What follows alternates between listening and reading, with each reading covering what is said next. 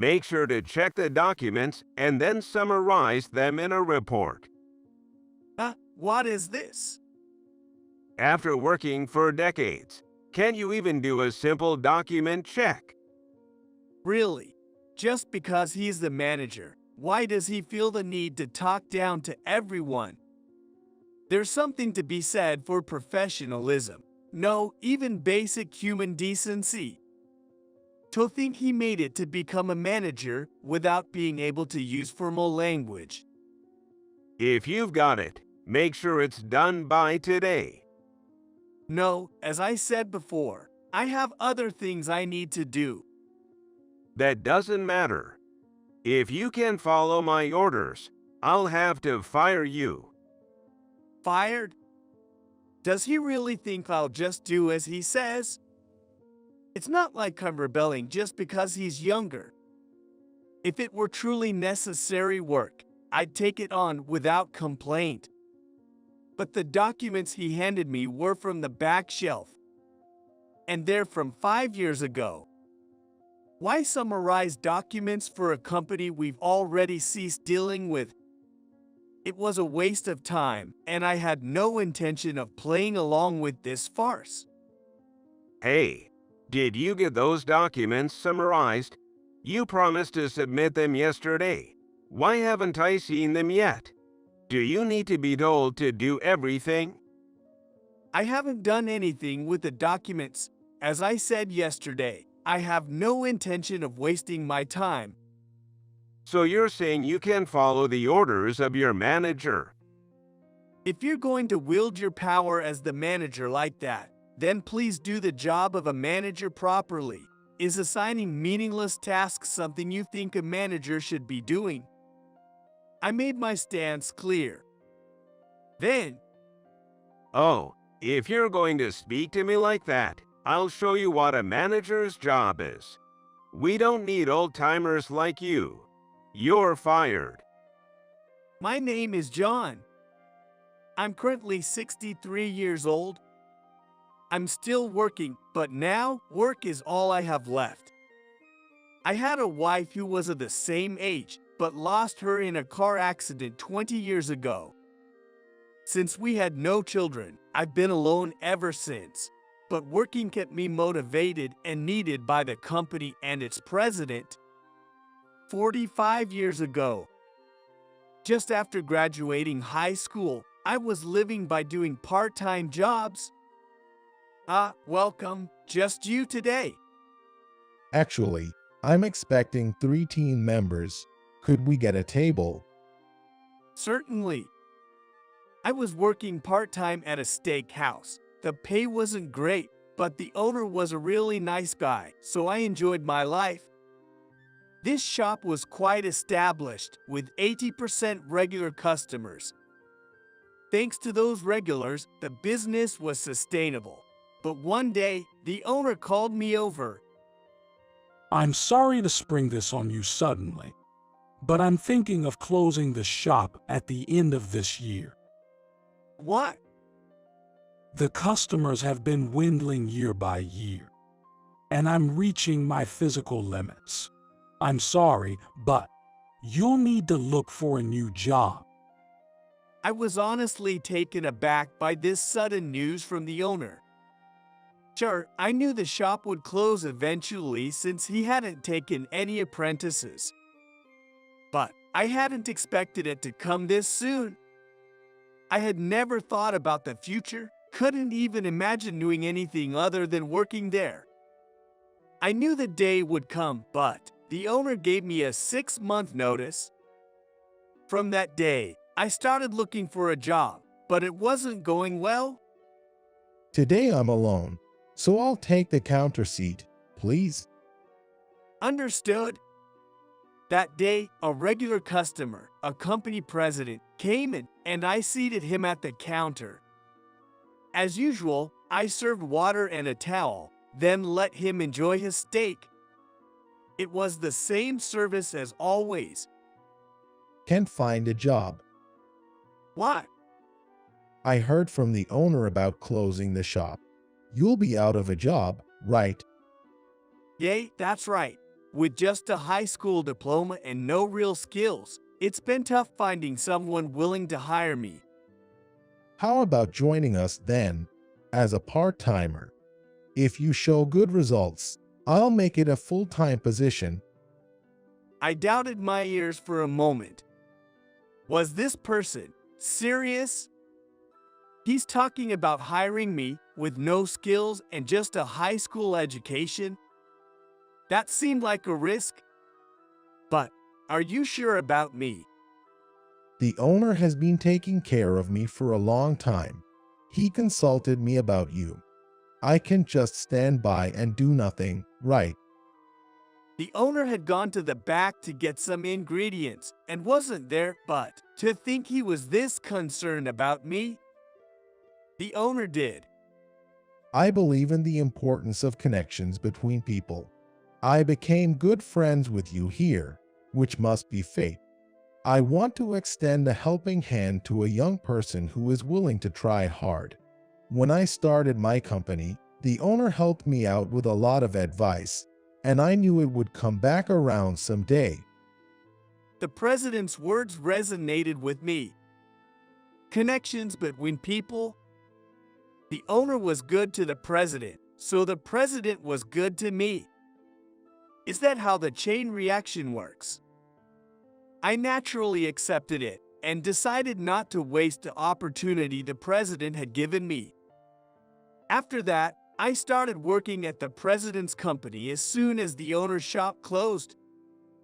Thank you. I'm looking forward to working with you. It'll be different from working at the steakhouse, but do your best, okay? I'll do my best to meet your expectations. The president trusted me, and I worked hard to live up to that trust. Of course, I had never done sales before, so at first, I really struggled to get results. But thanks to the training provided by my colleague and the support from my owner, I quickly grew as a salesperson and was able to produce decent results a year after starting. After that, I created new sales opportunities and used those connections to secure more and more contracts. President, it's just a 3-month contract for now, but I managed to secure a deal with Smith Industries. Really? They said they'd consider future dealings based on our performance over these 3 months, so let's keep up the good work. I studied hard while working on how to secure contracts and gain trust, and with each experience, I came to understand various things. Thanks to that, I was able to secure some significant contracts for the company, and I truly enjoyed my work. Then, one day when I was 30, the president called me in. Sorry for calling you in suddenly. I wanted to talk to you about a promotion. A promotion. You've performed beyond my expectations, and I see you as a necessary asset for our company's future. So, I was thinking, how about taking on a managerial position? Having someone with your track record in charge could help the company grow. A managerial position. I was genuinely pleased with the offer of a promotion and would have accepted it immediately under normal circumstances. However, I still wanted to work on the front lines. I considered my job in sales to be my true calling. I pride myself on my communication skills and my ability to win trust and secure contracts more than anyone else. That's why I wanted to work where I could fully utilize those skills. Thank you. Being offered a promotion is truly an honor, but I want to continue working in sales for this company. Also, after observing my colleagues and owners, I don't think I'm cut out for managing people. I see. If that's how you feel, how about a raise instead? Anyway, I'm happy as long as you're willing to work for the company. Let's keep up the good work. Of course. I owed a lot to the president for helping me, and I had always intended to work my hardest for the company. Of course, The fact that he offered me a promotion meant he recognized my efforts. That shows I've made an impact, and I was happy just to have that conversation. And I plan to continue producing results and contributing to the president and the company. After all, I was picked up by the president. I was determined to repay that favor over a lifetime. That was my feeling. And so, I continued to deliver results, and before I knew it, 10, 20, 30 years had passed. In that time, I got married, and 20 years ago, I lost my wife in an accident. Throughout the tough times in my life, I was always helped by those around me, and somehow I managed to keep going without losing sight of my life.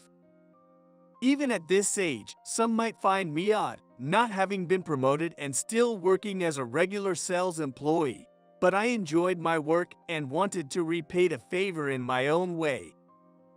Then one day, I've been appointed as the new manager starting today, so I'm counting on everyone. The overall sales performance has been declining, so I'm here to make some reforms. the previous manager had retired and a new one in his 30s had been brought in. He had worked at a company known to the president, and his capabilities were well regarded. But from day one, he declared significant reforms. First off, there are too many employees in the sales department. We'll be trimming the unnecessary force. Of course, those who haven't been performing are included, but the primary target will be the older employees with no future here, so just be prepared. Our workforce was relatively young, but it's true there were salespeople in their 40s and 50s. Maybe he was referring to me, now in my 60s. I had that thought, but there was no use worrying about every little thing. Besides, I had a major task ahead of me. For that reason, I didn't have the time to seriously listen to this young manager's talk. That's what I thought, but... Hey, what are you doing? What? I'm preparing for the next negotiation. Do you not realize that's pointless? Didn't you listen to what I said earlier? Or is your hearing so bad you didn't hear it? If I stay silent, he just goes on. But getting angry at someone more than 2 decades younger isn't worth it. What I need to focus on isn't getting upset, but producing results through my work. I plan to deliver results on the project I'm working on until retirement. That's what I had decided. I have things to do. Is that all right with you? That's what I'm saying. You don't have any work to do. What job can an old person do? Seriously? Can't you even understand that? Huh? Sure, I'm nearing retirement, but what does he know about me? That's the problem with young people these days. Yet, it's something I don't want to say. That's exactly what an old person would say. Still, I don't want to be criticized by people not understanding what work I do or the achievements I've contributed to this company for things they know nothing about. Don't worry, I won't be a burden. I'll just do my job. This is why I hate stubborn old people. Staying as a regular employee without being promoted until this age speaks for itself, doesn't it? What? You're still a regular employee because you can't do the job, right? Ah, so that's the misunderstanding. To someone who knows nothing, I might indeed seem like a regular employee who couldn't get promoted, a useless one at that. It wouldn't be surprising if he thought that way. The company can't fire me even if they wanted to because of lifetime employment. That's probably what he thinks. However, there's probably no one in the company who thinks that way except for this manager. If he understood what kind of work I do, maybe his attitude towards me would change. That's what I thought. However, Well, if you really want to work that badly, I'll give you something to do. Here, check these documents and summarize them in a report. What is this? After decades of work, you can even do a document check. It's not that. Why do I have to do document checking? I thought this kind of work was done by the administrative staff. Are you trying to go against me, the manager? You've got some nerve. Or do you think you're better just because you're older? Really? Just because he's the manager, why does he feel entitled to talk down to me like that? Indeed, hierarchical relationships are necessary. But before that comes professional manners. No, even basic human decency. Can't he understand something so simple? It's surprising he made it to become a manager without being able to use even formal language. If you've got it, finish it by today. No, like I said before, I have things I need to do. That doesn't matter. If you can't follow my orders, I'll have to fire you. Fired. Fired? Did he really think I would just comply? Of course, I'm not resisting because he's younger. If it were truly necessary work, I would take it on without complaint. But the documents he handed me were from the back shelf. And they're from 5 years ago. Why summarize documents for a company we've already ceased dealing with? It was a waste of time, and I had no intention of playing along with this farce. Just get to work already. He left after saying that, but I had more important work to do. I needed to prepare for negotiations and didn't want to waste time on such trivial matters. Fortunately, my desk is out of the manager's sight, and I spent the day working on my own tasks. The next day, Hey, did you get those documents summarized? You promised to submit them yesterday. Why haven't I seen them yet? Do you need to be told to do everything? I haven't done anything with the documents. As I said yesterday, I have no intention of wasting my time. So you're saying you can follow the orders of your manager? If you're going to wield your power as the manager like that, then please do the job of a manager properly. Is assigning meaningless tasks something you think a manager should be doing? Knowing his personality, I was aware that saying this would only make him angry. But staying silent would only escalate things further, and I have no intention of wasting my precious time until retirement on such trivialities. However, my words seemed to have ignited his fury completely. He lost all composure, his face turned red, and he shouted at me. Oh, if you're going to say that, then I'll show you what a manager's job is. We don't need old-timers like you. You're fired. Are you making decisions based on your emotions? Isn't that the last thing someone in a managerial position should do? You disobeyed your superior, so it's only natural, right? As a manager, I have the right to fire you. Pack your things and leave today. I hadn't expected him to go this far in his anger. But he seemed serious. What a problem. I've never dealt with someone like this before. But I understood his personality then. Continuing to argue logically with him was pointless. If you insist, I'll leave immediately. What about the handover? Your work is trivial and unnecessary. No one needs it, so there's nothing to hand over. What are you even talking about? That's my line. What was he talking about?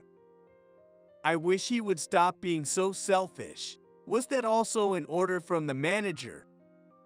Since he said there was no need for a handover, then I won't do anything. So, you're saying there's no need for a handover? Of course. It's better for us if an old-timer like you disappears quickly. Understood? Since that's what he wanted, I left as he wished. But whatever happens next is not my concern. I was fired by the manager. It's up to him to fill the gap I leave. Understood. In that case, I'll leave the succession and everything else in your hands. With that, I'll take my leave. Leave. Someone like you is better off quietly enjoying retirement at home. I couldn't help but be amazed at the manager looking down on me until the very end, but that's just his character. People like him don't change because you say something. It's a waste of time and effort to even try. So I'll just do as he says. As he put it, I'm just a regular employee. And I got fired for defying the manager. That's all there is to it. However, I wonder if the other employees realize how bad it is for me to be leaving in this manner. Before I could leave the company, I was stopped. Are you really going to leave? I got fired, so I have to. But it seems the new manager will take care of everything, so don't worry. But If you ever have any trouble with work, feel free to reach out to me. You can always contact me. I said this and left, but my colleague looked quite anxious. It's understandable. But my place is no longer at the company. So it can't be helped. I thought of it as an early retirement as I reached home. I need to say goodbye to the president too, but I decided to wait and see. I just couldn't believe that this was the end of it. A week later. Hey, who's handling this $1 billion deal?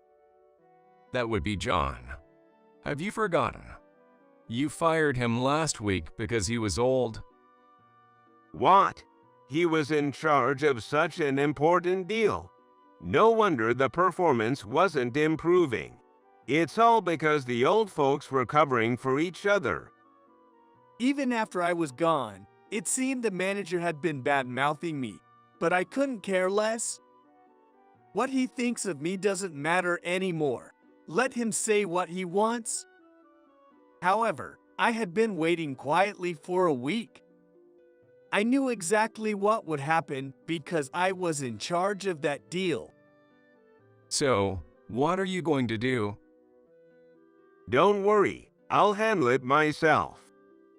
Apparently, the manager went to meet with my former client. There was a scheduled negotiation that day.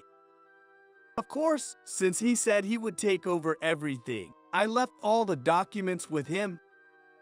But whether he could handle the negotiation was questionable. Nice to meet you. Hello, isn't John coming today? Yes, I am Bob Tyler, the new manager. He retired last week, so I'll be taking over. The moment he said that, the faces of our clients tensed. They must have been wondering why I didn't show up.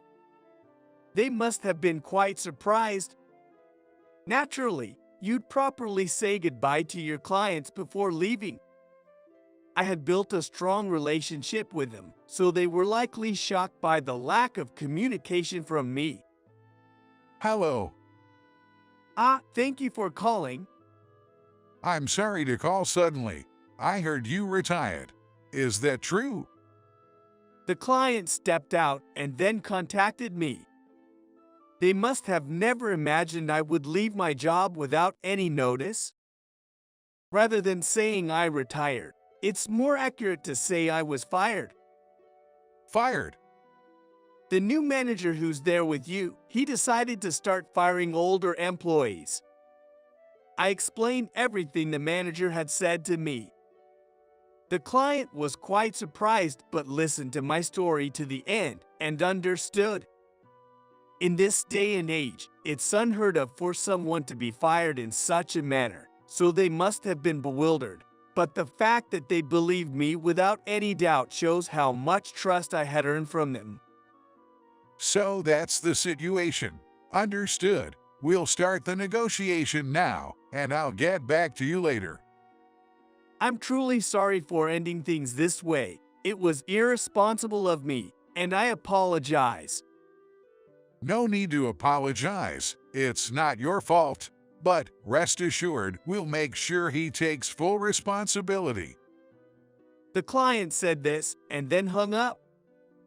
I could somewhat predict what would befall that manager after this, but it seemed things turned out far worse than I had imagined.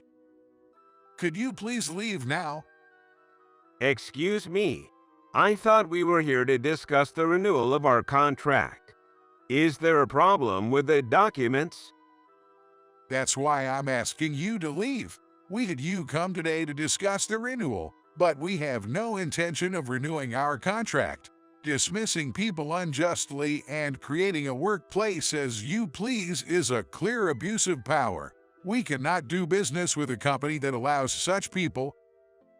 The moment the client said this, the manager was at a loss for words. He might not have understood exactly what was happening, but he must have understood the client knew he was abusing his power. The manager must have been struggled then to be confronted with such accusations by a client he thought knew nothing. How did you know about this?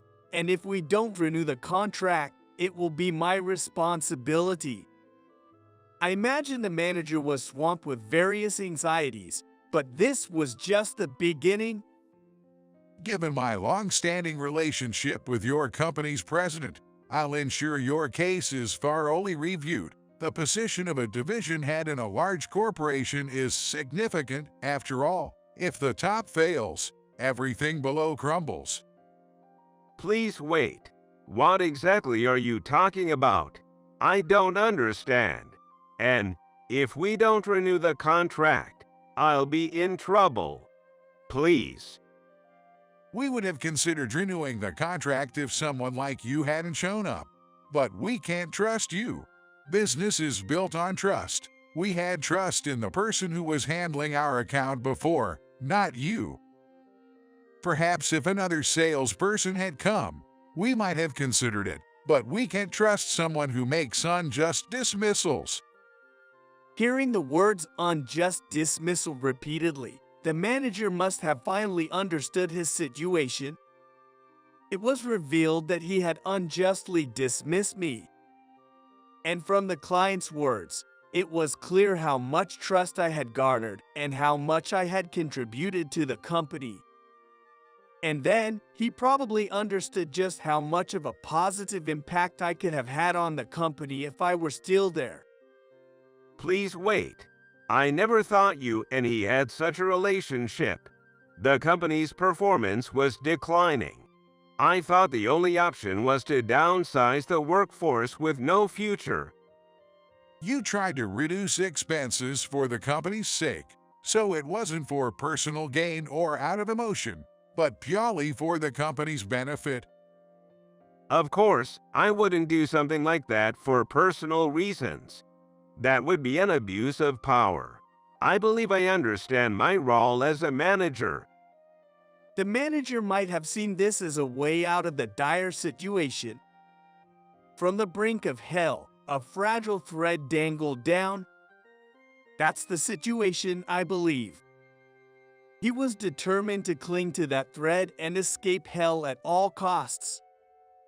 With that mindset, the manager frantically continued making excuses, unaware that those very excuses were tightening the noose around his own neck. So, let me ask you one question. Who do you think is the least necessary person for the company in the current situation? The least necessary person? That would be those who haven't produced results, I guess. Not producing results doesn't mean there's no potential. New employees can't produce results immediately, and nurturing them is the job of the company and management. A wrong answer could sever the thread to escape from hell. The manager scrambled to find the answer the client wanted. But there is no way the manager can answer such a question. Cutting the upper management's salaries. Would that be the best answer?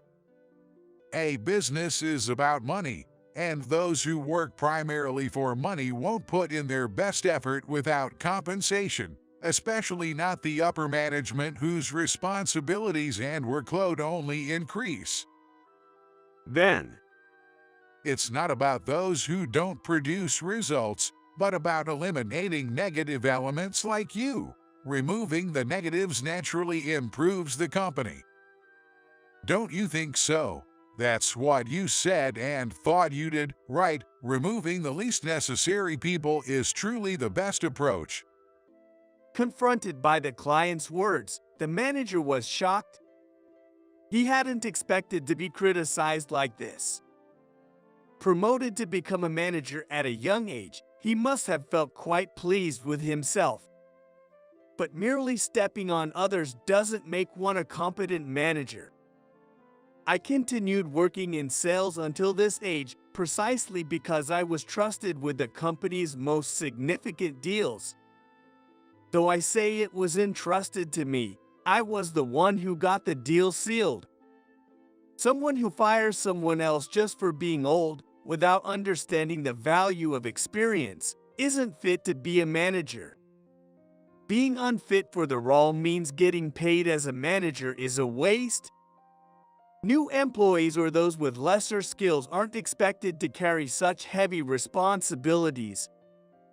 However, if one earns a high salary and bears the title of manager, they must be stripped of their position if they fail to fulfill their duties. You get what I'm saying, right? Since you tried to do the same thing, now that you're on the receiving end, you can say you don't understand, right? no, that's not. Got any excuses?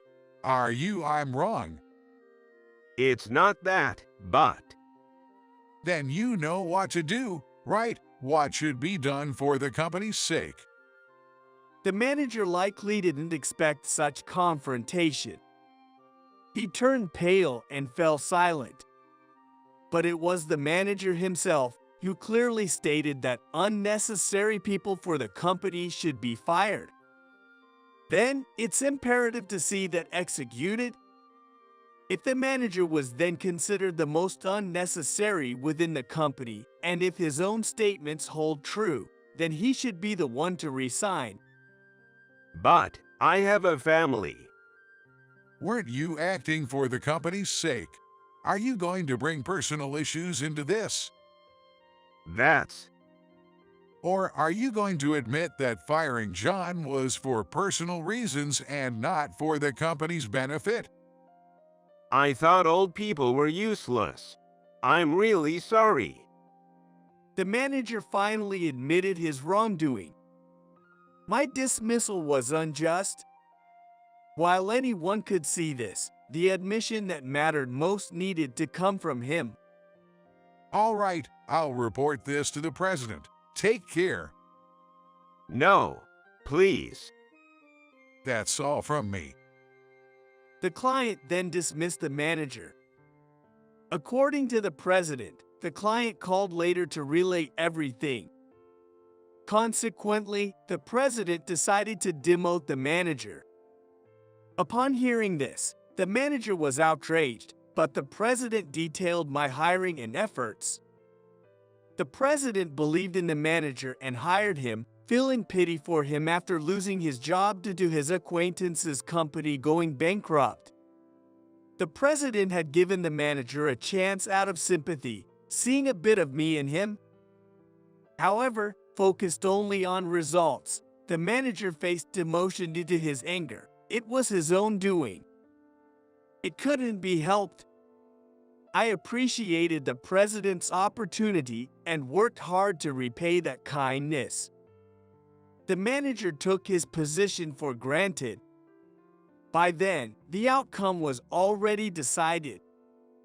Later, the president contacted me, and I was able to return to the company.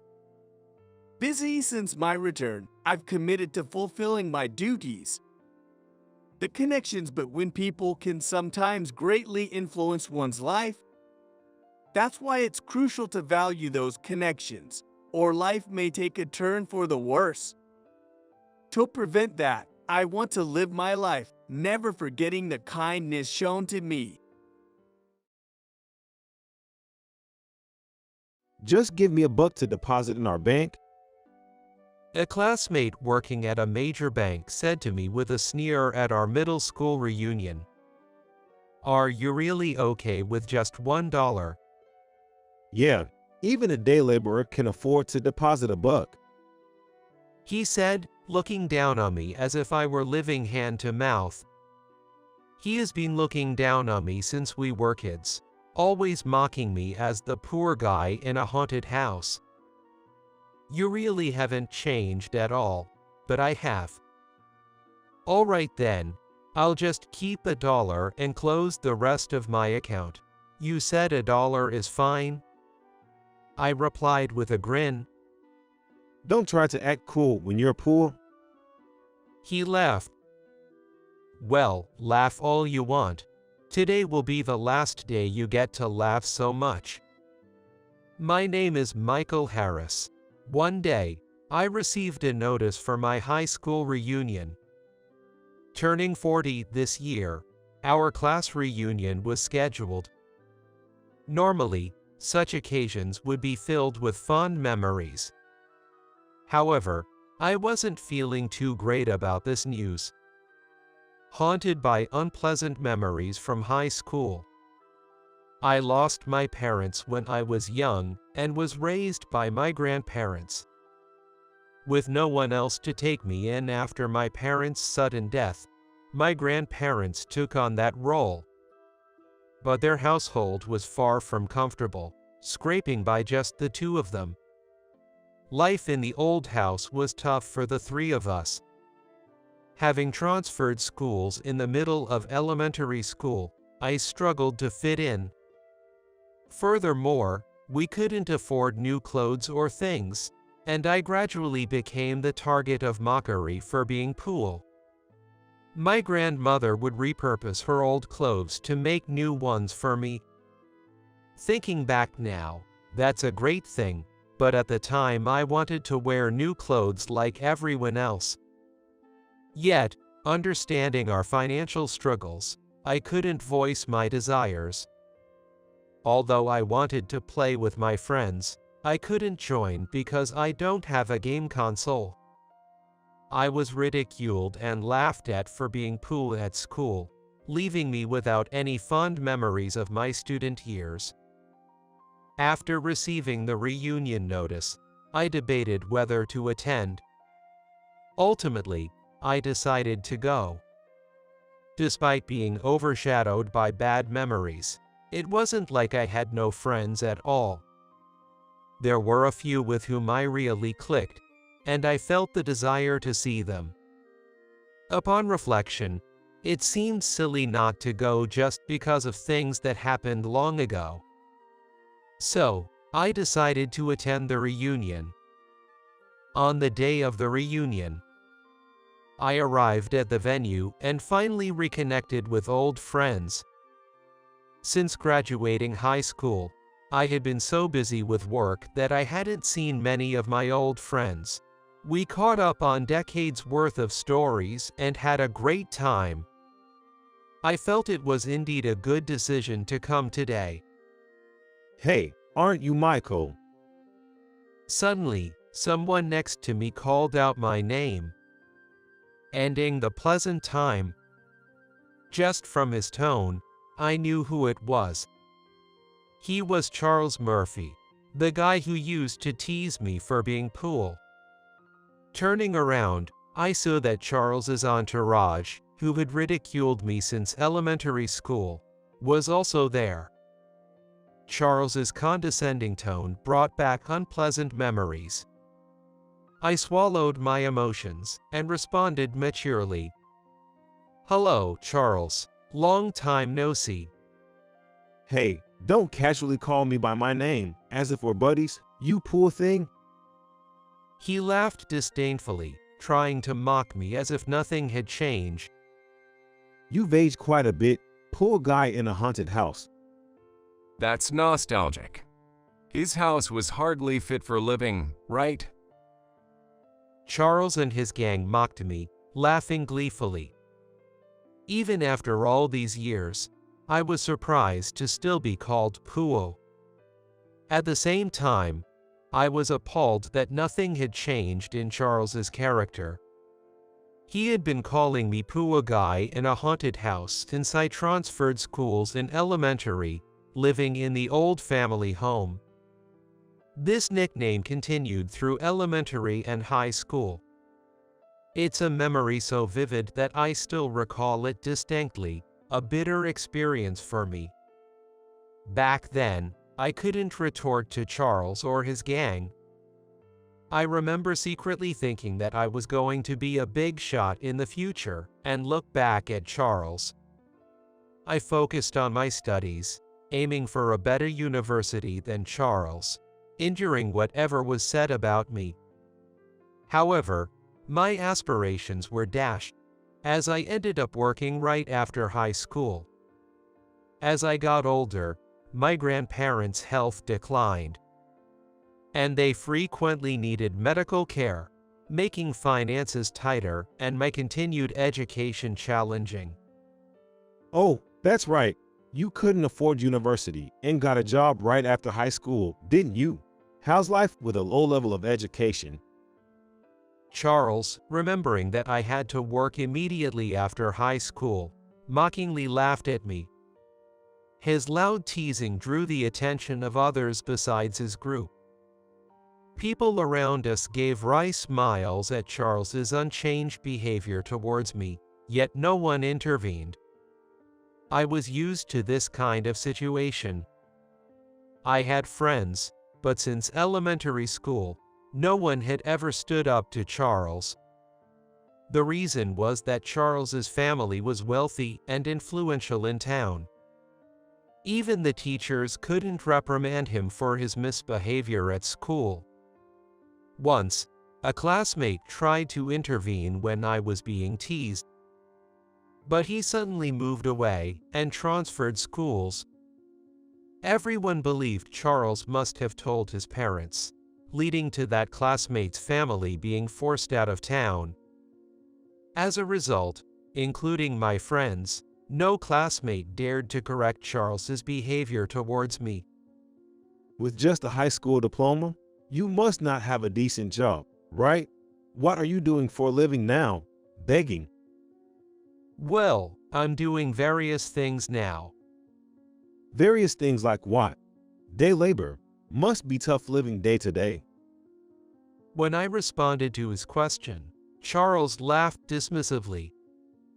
I felt uncomfortable, but knew arguing wouldn't help, so I stayed silent. Let him think what he wants, I thought, as I looked at Charles with resignation. Then Charles started bragging about himself. Must be hard being lowly educated. Well, I went to a famous university, which paid off. Unlike you, I'm competent, got a job at a bank, and now I'm a manager. His bank was a major one that everyone knew of, and the people around us couldn't help but express their awe, saying that's incredible. My life is better than you could ever be. He said so, and showed everyone pictures of his trips abroad on his phone.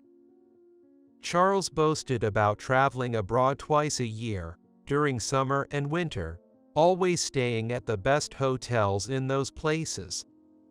Wow, that hotel is really luxurious. I'd love to stay there someday. It's nothing special for me. I've been going to places like that since I was young. I wish I could live like this once I become a manager of a major bank. Charles continued to boast to those who looked at the picture and envied him. I'm just reaping the rewards I deserve, although it means I have to work hard. Being a manager must be tough. Indeed, everyone says they'd be in trouble without me. It's quite demanding. Charles replied happily to his flattering classmate with a smug face. I was just listening, but felt that continuing this conversation would be a waste of the reunion time. As I was about to move to another spot to chat with friends, Charles addressed me again. Rich kids grow up to be successful and stay wealthy. You, on the other hand, were destined to live a life of poverty from birth. His words no longer hurt me. I had grown up. However, this particular comment, which felt like a slight against my family, angered me. As I glared at Charles, he seemed amused by my reaction and intensified his taunts. If you want to blame someone, blame your deceased parents or your poor grandparents. I've never resented being born into my family, and I never will. Ridiculous. A day laborer trying to act cool. It's not about acting cool. I'm just speaking the truth. Is that so? Well, being born into a good family is also a talent, they say. Seems like that's just the right fit for you. I didn't usually talk back to him, but I did. So the people around us were confused to see us getting worse. One of my classmates, who cared enough to stop us from heating up, spoke to Charles. Hey Charles, would a major bank consider discussing a loan? A loan? Are you running a company or something?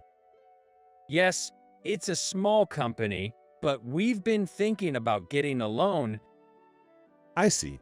Coming from a major bank, I can hardly imagine dealing with small companies, but it's still 100 times better than dealing with a day laborer like him. But surely a major bank wouldn't bother with a small company, right? Normally, we wouldn't bother, but since it's you, I'll listen to what you have to say. Be thankful. Charles said, acting superior even to our classmate. Though I was annoyed by Charles, I appreciated the classmate's concern for me. Such consideration would have been unthinkable in high school, but it seemed everyone had grown up. However, Charles couldn't resist undermining this, turning his attention back to me. Hey, I'll make an exception and listen to your concerns too. After all, I am a manager at a major bank. Thanks, but I'm not in trouble at the moment. If I ever need to, I'll consider consulting with you. I replied calmly. Charles burst into laughter, holding his stomach. Ridiculous. Are you serious? Like you'd ever have anything to discuss with a big bank like ours. I'm not saying it isn't, but... First off, do you even have a bank account? Deposit $1 with us. Even a day laborer can afford that. I looked straight at Charles. Are you really okay with just $1? Yeah, even a day laborer can manage to deposit $1. All right, then I'll just keep $1 in the account and cancel the rest. What? You have an account? I bet there's hardly any money in it. Don't act tough. Despite his continued mockery, I had one more thing to say. Since the manager himself suggested it, I guess I have no choice. You'll soon find out how much was in there. Charles looked confused at first, then laughed again, thinking I was just bluffing. I left Charles behind and walked away from the scene. The next day, I went to the major bank where Charles worked. Upon telling the receptionist that I wanted to talk with the person in charge, I was led to the reception room at the back. Mr. Michael Harris, thank you for banking with us. What brings you in today? I'm here to close my account and transfer my funds to another bank. The banker looked shocked, his eyes widening. Close your account? You mean to close all accounts under your name? Keep just $1 in my personal account and cancel all the rest. The peculiar request left the banker speechless. I explained everything about the previous day's reunion, mentioning Charles by name and explaining that I was acting on the manager's advice.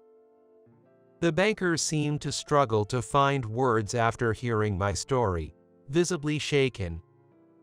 "Are you okay? Did you understand everything I said?" I am so sorry. the banker exclaimed, standing up abruptly to apologize. "No need to apologize. Please proceed with the account closure." I'm sorry, just a moment, please. As he said that, he pulled out his phone and called somewhere.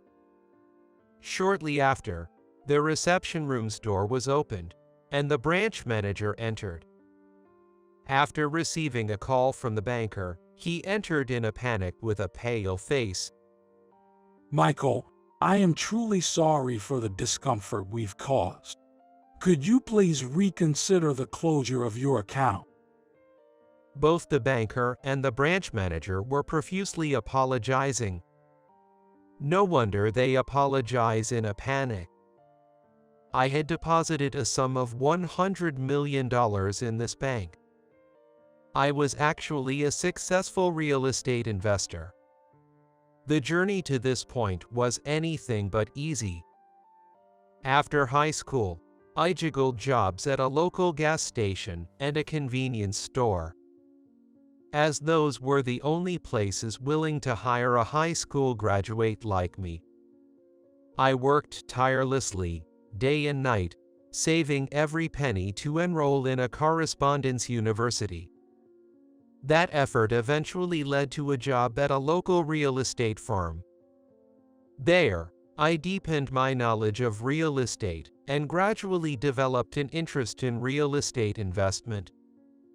I delved into real estate and investment studies beyond my job, finding immense joy in learning. I had a great time learning. My confidence grew as I continued my studies, and I started with small investments. Initially modest, I steadily increased and expanded my investments, growing my assets over time. Recently, I've been planning real estate development projects with construction companies and advising on luxury real estate. The house once derided by Charles as a haunted house is now a popular antique cafe, providing a stable income. After my grandma and grandpa passed away, I inherited the property but could not live there due to my work schedule. So, I decided to preserve and remodel the house, leasing it for the cafe. I've accumulated wealth through various means, which is why I told Charles I was doing various things. Could we have a little more time? More time. We will handle the matter with Charles appropriately.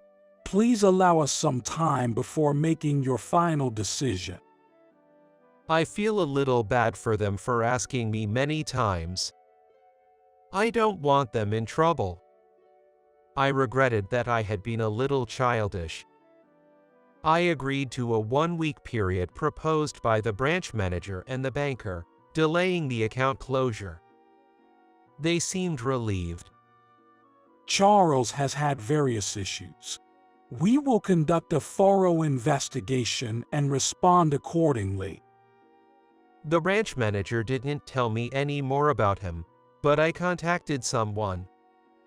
I had a good friend who worked at this big bank. When I told him about this, my friend told me about Charles's reputation. Charles was known for his domineering attitude towards junior employees and had multiple customer complaints. Rumors suggested he accepted personal payments under the guise of facilitating loans. Executives were eyeing Charles for potential demotion, and my friend speculated that this incident might trigger severe disciplinary action. A week later, I returned to the bank, meeting with the branch manager, the banker, and now a corporate executive, all of whom apologized profusely. We are deeply sorry for the discomfort caused to you. After verifying the facts, Charles acknowledged his words but refused to apologize to you, leading to appropriate disciplinary action. What kind of action was taken against him? When I asked, they responded sternly. He has been terminated. Terminated. Honestly, I didn't expect such severe action. He just couldn't bring himself to apologize to you due to pride, showing no signs of remorse. We couldn't justify keeping someone like him, who failed to meet his managerial duties and made customers feel this way. It was a decision made after discussions among the executives. Refusing to apologize to me was typical of him, it seems. This wasn't his first act of misconduct. Our investigation revealed many previous issues. Hearing this, I remembered what my friend had told me. The executive's expressions suggested this was an inevitable decision due to the accumulation of various issues. The executives did not tell me the details, but when I asked my friend about it later, I found out that it was true. I was told that everyone was grateful to me because there were so many people in trouble with Charles's attitude. Grateful for the bank's firm stance against him and the sincere apologies, I decided not to close my account. We look forward to your continued business with us. I left the bank, escorted out by the three of them. Hey, you jerk. Suddenly, I was berated. Charles was waiting outside. Somehow, he had found out I would be there today. It's your fault I got fired. Charles was trembling with rage, glaring at me with unprecedented intensity. He was glaring at me with the sharpest eyes I had ever seen. He probably never thought he'd be brought down by someone he considered so beneath him. I didn't ask for you to be fired. I just wanted to close my account except for $1, as you suggested. Getting cocky? You've ruined my life. It's all your responsibility. Despite everything you said and did to me, I never blamed you. Shut up. People like you who climb up from poverty always play dirty. Defending his bruised ego, he lashed out at me. I was astounded by his unrepentant nature. Stop belittling others. It would be better for you to drop your pride and learn some decency. I tried to reason with him as a former classmate.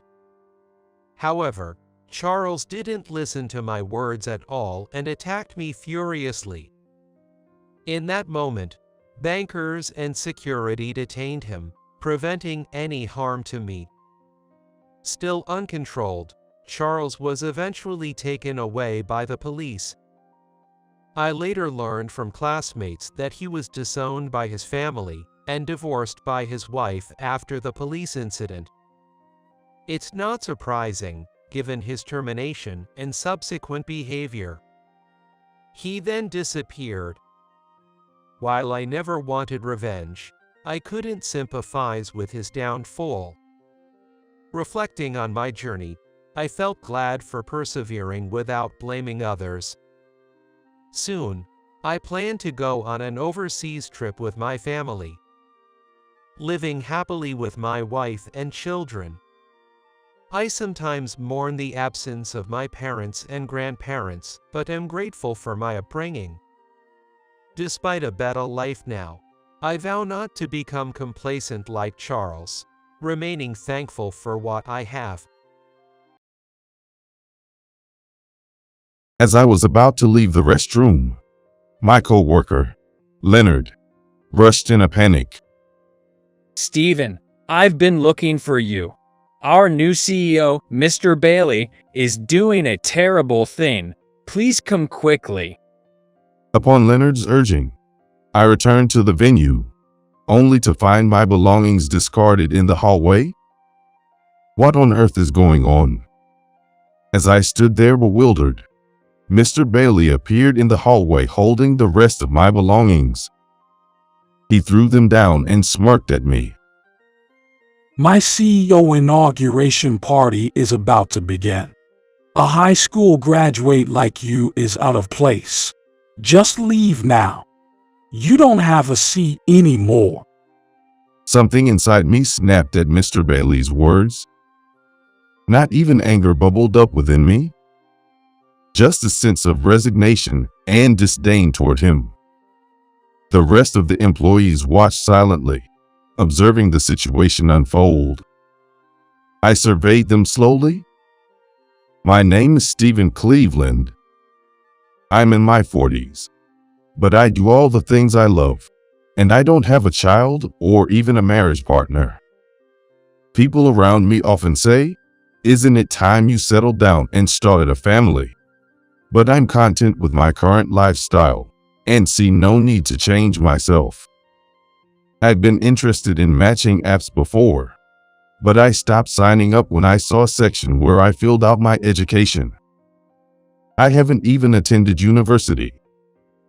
That decision led to my parents cutting ties with me, telling me, "If you won't listen to us, then go live on your own." Others around me constantly mocked me, saying things like, "What's the point if you don't even go to university? Or since you're not that smart, I wonder if you understand things on the first try?" That's why I don't hold any grudges against those people from back then, and, if anything, I'm grateful, because it's those challenges that fueled my hustle mentality.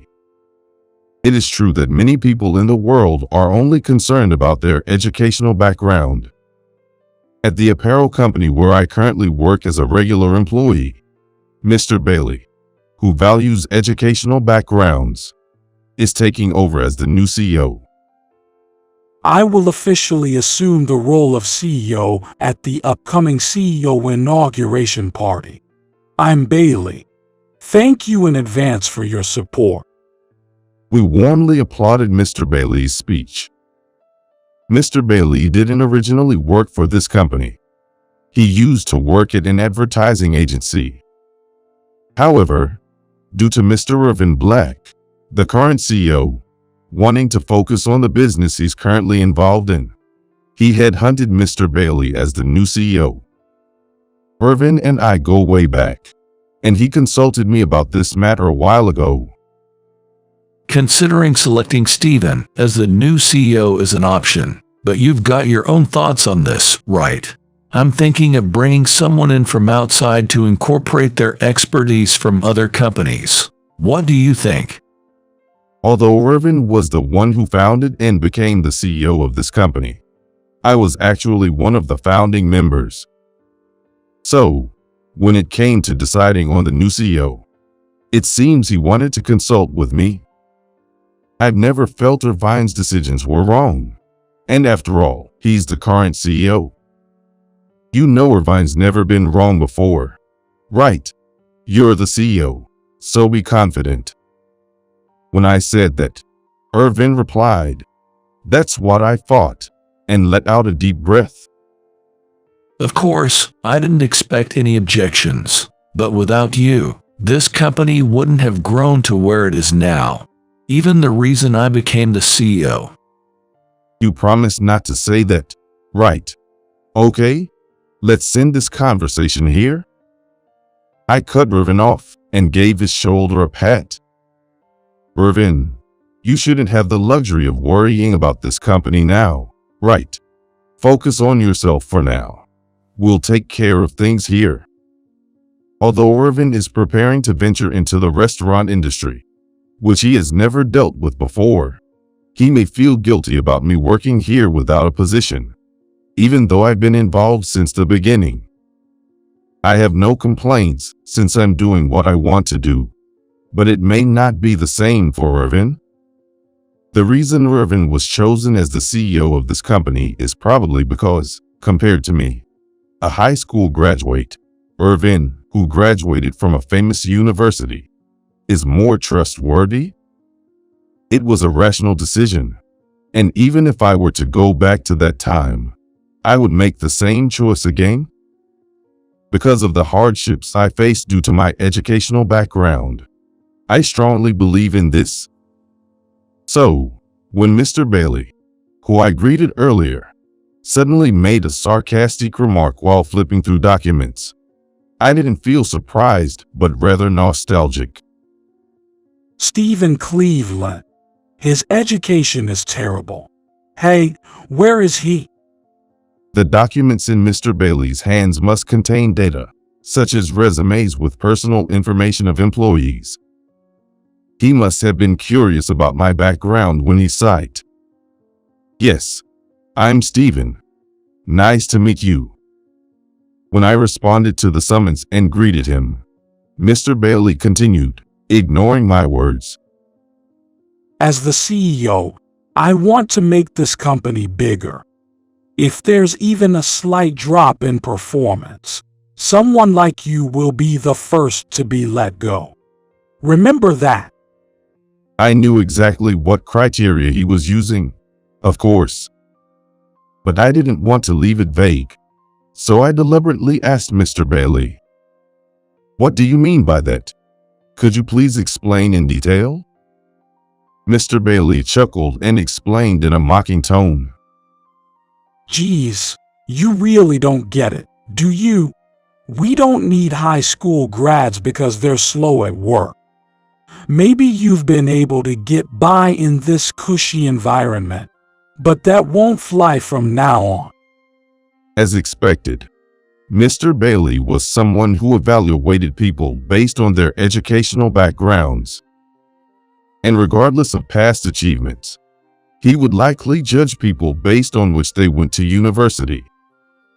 In a sense, it might be fair and easier for the evaluator. However, I just don't think it's the right way. If education and job performance are related, there is no need for a job in HR. It is necessary for HR and executive positions to recognize qualities that cannot be found in resumes and educational backgrounds. As I pondered this, Leonard, who had recently joined the company, stood up. I'm Leonard. I don't understand. Stephen has been. While I silenced Leonard with a nudge of my elbow. I admired Leonard's fearless attitude of expressing his opinion to his superiors. Despite being young, he has some rough communication, but Leonard is more enthusiastic about his work than anyone else. No matter how hard I asked him to do it, he was trying to meet it, understand its true intent, and do it. Youngsters with such passion for their work are rare these days. Because he was such a man, he could have said to the new CEO that he felt uncomfortable. But as for Mr. Bailey, he murmured Leonard and continued flipping through the documents without listening at all. Then, with a satisfied nod, he muttered, "Found it." It seems he found documents related to Leonard. Leonard, you really don't need to worry about a thing. You graduated from a prestigious private university, and you even went to graduate school to study business administration. You should be in our company. I'm not saying studying at university is completely meaningless, but it's hardly applicable in the real world. Most of what I know, I learned on the job. It was Stephen who taught me. Enough already, I whispered to the side. But Mr. Bailey, impressed by Leonard's unwavering rebuttal, commented, In this day and age, among many young people lacking motivation, you're truly a promising young man. Furthermore, seeking to learn even from incompetence is the most excellent evidence. So, without any worries, just keep doing what you've been doing. I don't want to talk about that, Leonard voiced out. But whether his words reached Mr. Bailey or not, he cleared his throat and proceeded to conclude the greeting. Well then, I'll excuse myself for now. I'd like to see the workplace before taking office. so I'll come back later. With that, Mr. Bailey left the floor. Though the other employees didn't seem particularly fond of Mr. Bailey, they knew I didn't tolerate gossip or malicious communication, so they all returned to their respective tasks without saying anything. Amidst this, Leonard continued to express his dissatisfaction beside me. I'm not satisfied. Why does he get to do whatever he wants?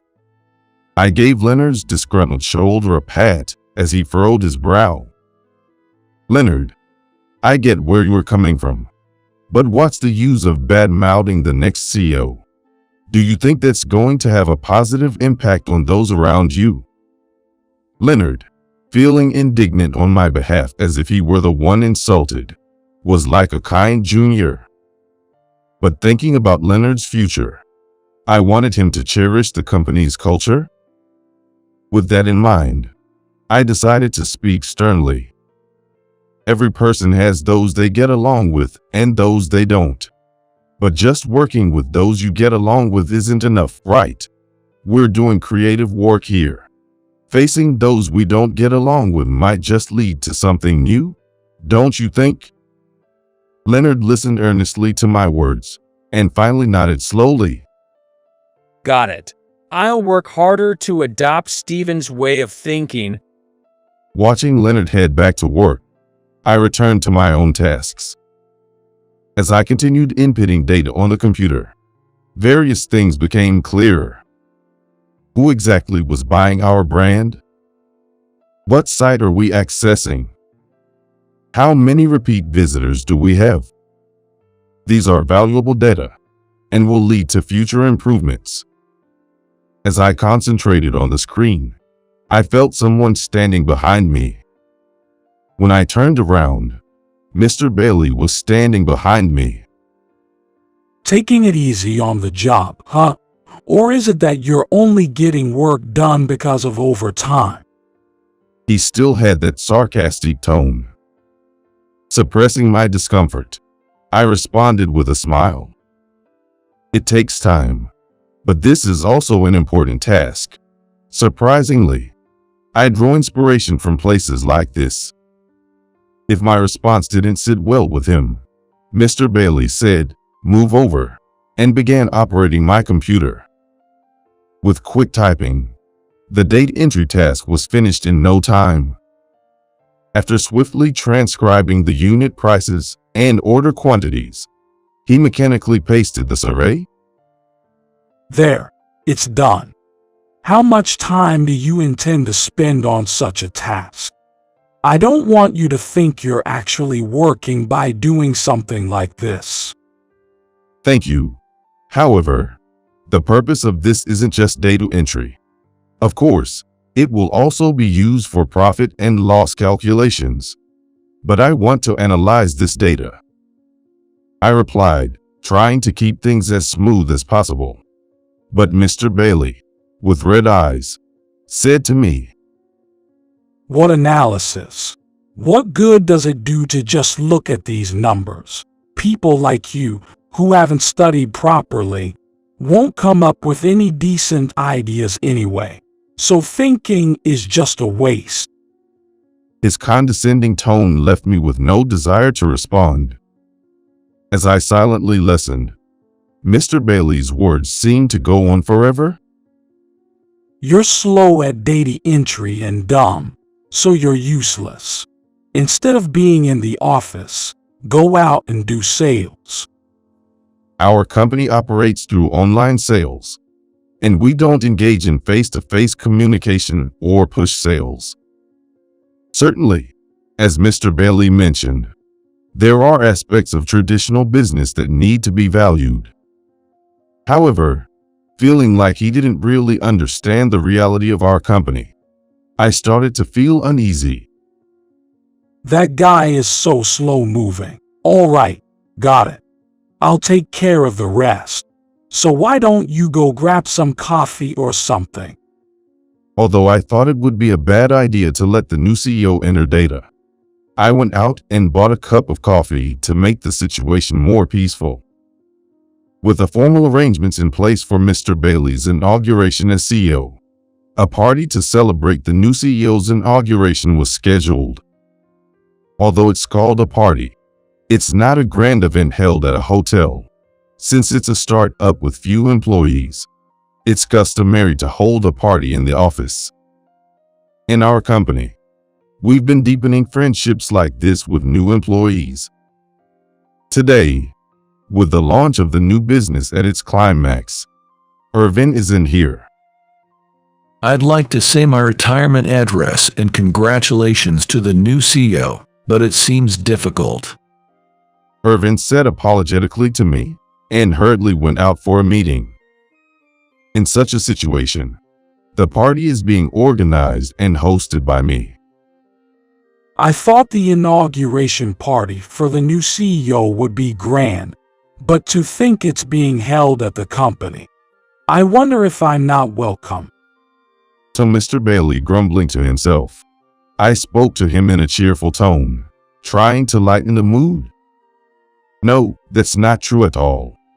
Everyone relies on Mr. Bailey, and this is how we've always done events here. Mr. Bailey seemed unsatisfied and let out an exasperated sigh. Having events at the workplace makes this company seem so unprofessional. Well, we'll have to reform that. But more importantly, Mr. Bailey paused, then looked down at me disdainfully.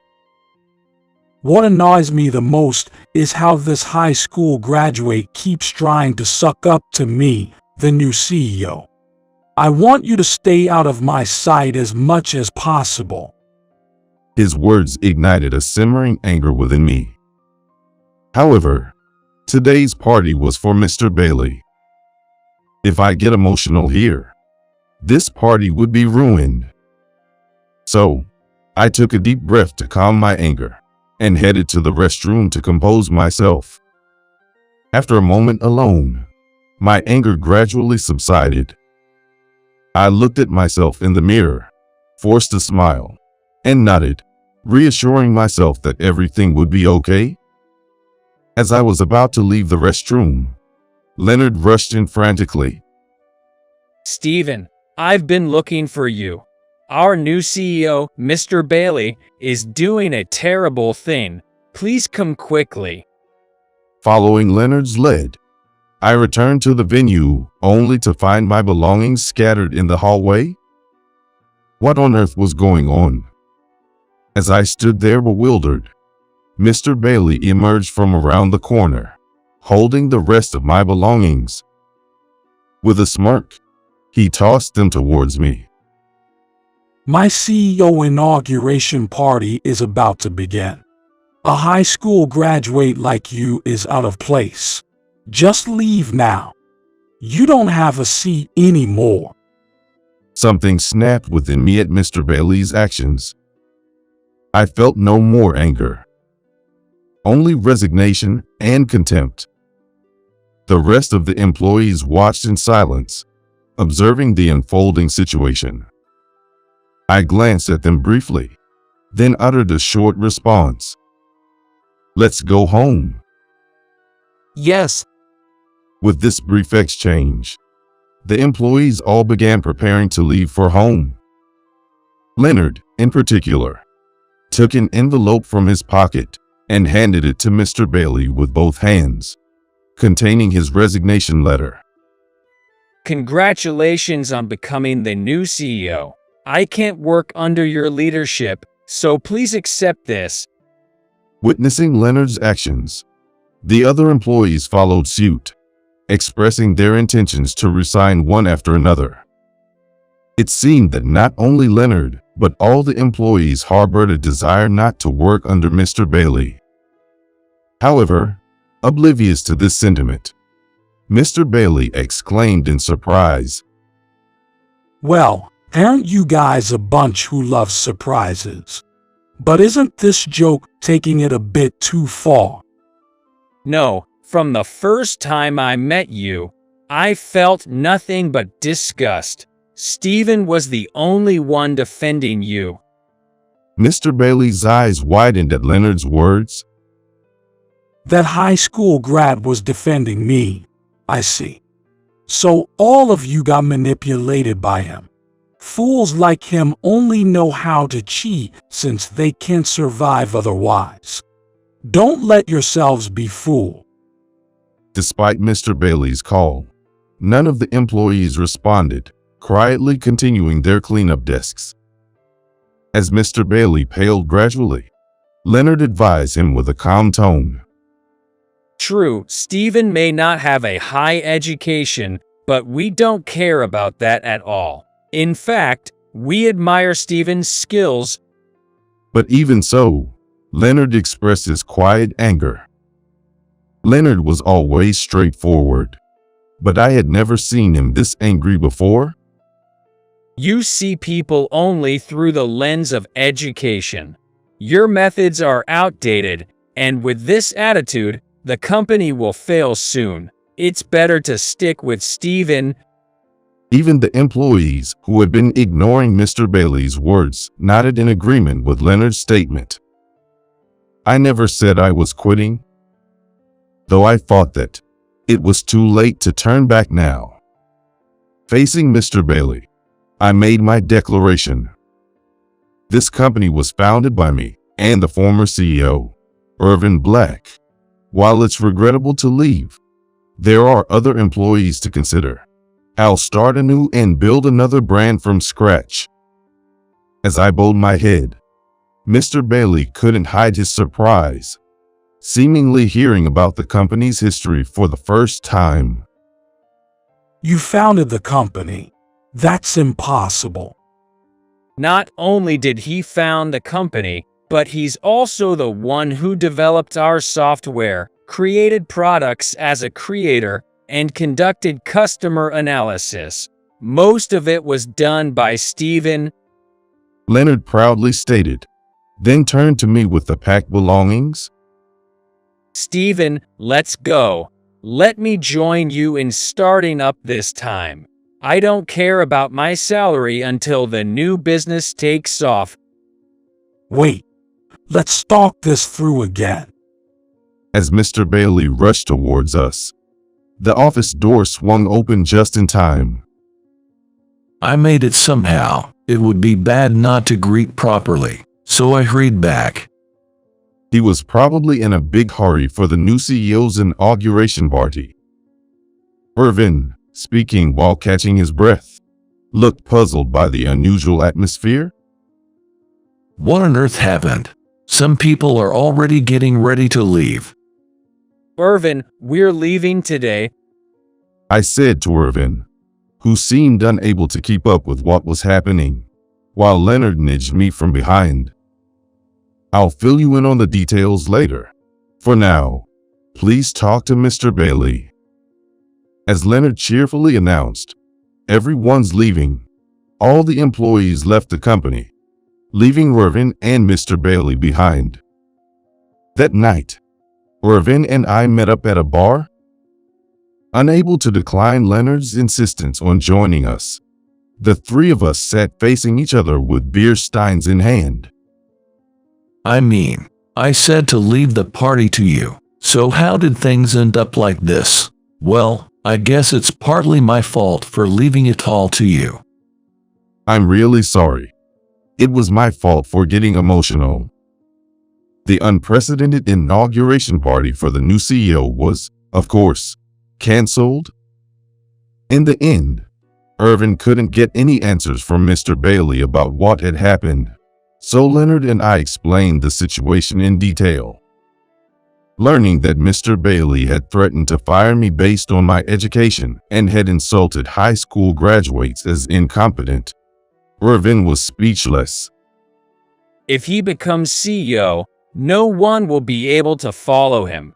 So, what will happen to our company from now on? Upon Leonard's inquiry, Irvin appeared to have a troubled expression.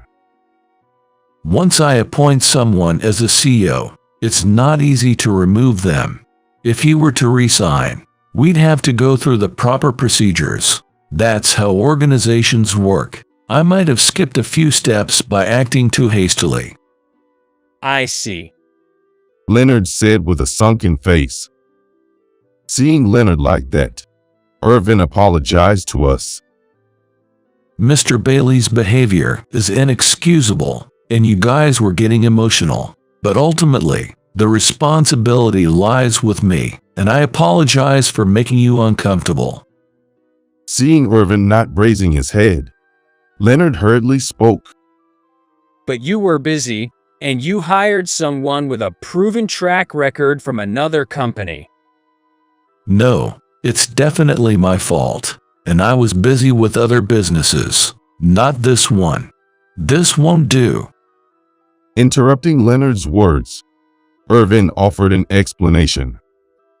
And then, he proceeded to discuss the future. In any case, things can't continue like this. We have a responsibility to explain the mass exodus to the venture capitalists who invested, and then it's a matter of whether Mr. Bailey will accept it gracefully. I looked at Irvin, who was speaking solemnly, and worried about the future direction of the company we had founded together. While I think we could start over from scratch, the current company is also irreplaceable to me. I'd like to participate in the discussion between Irvin and Mr. Bailey. I requested Irvin, and we parted ways that day. A few days later, a meeting was held with me, Irvin, and Mr. Bailey. Once again, despite Leonard insisting, I absolutely must participate. It was decided that Leonard would attend as a third-party witness from the field. The agenda, of course, was whether Mr. Bailey should continue as the CEO given the future direction of the company. I'll be direct. I believe Mr. Bailey should step down as the CEO. Mr. Bailey seemed prepared for this, but visibly swallowed hard upon hearing it. Then he shook his head slowly. But I haven't actually taken part in management yet. If you're saying the performance has declined since I took over as the CEO, I can understand. But isn't it a bit premature? With no employees, how do you expect to generate revenue? Take a look at this. Leonard slammed down a document and stood his ground. The document contained signatures of employees demanding Mr. Bailey's resignation. It was clear that Leonard had prepared this without consulting others. As you already know, no one wants to follow you.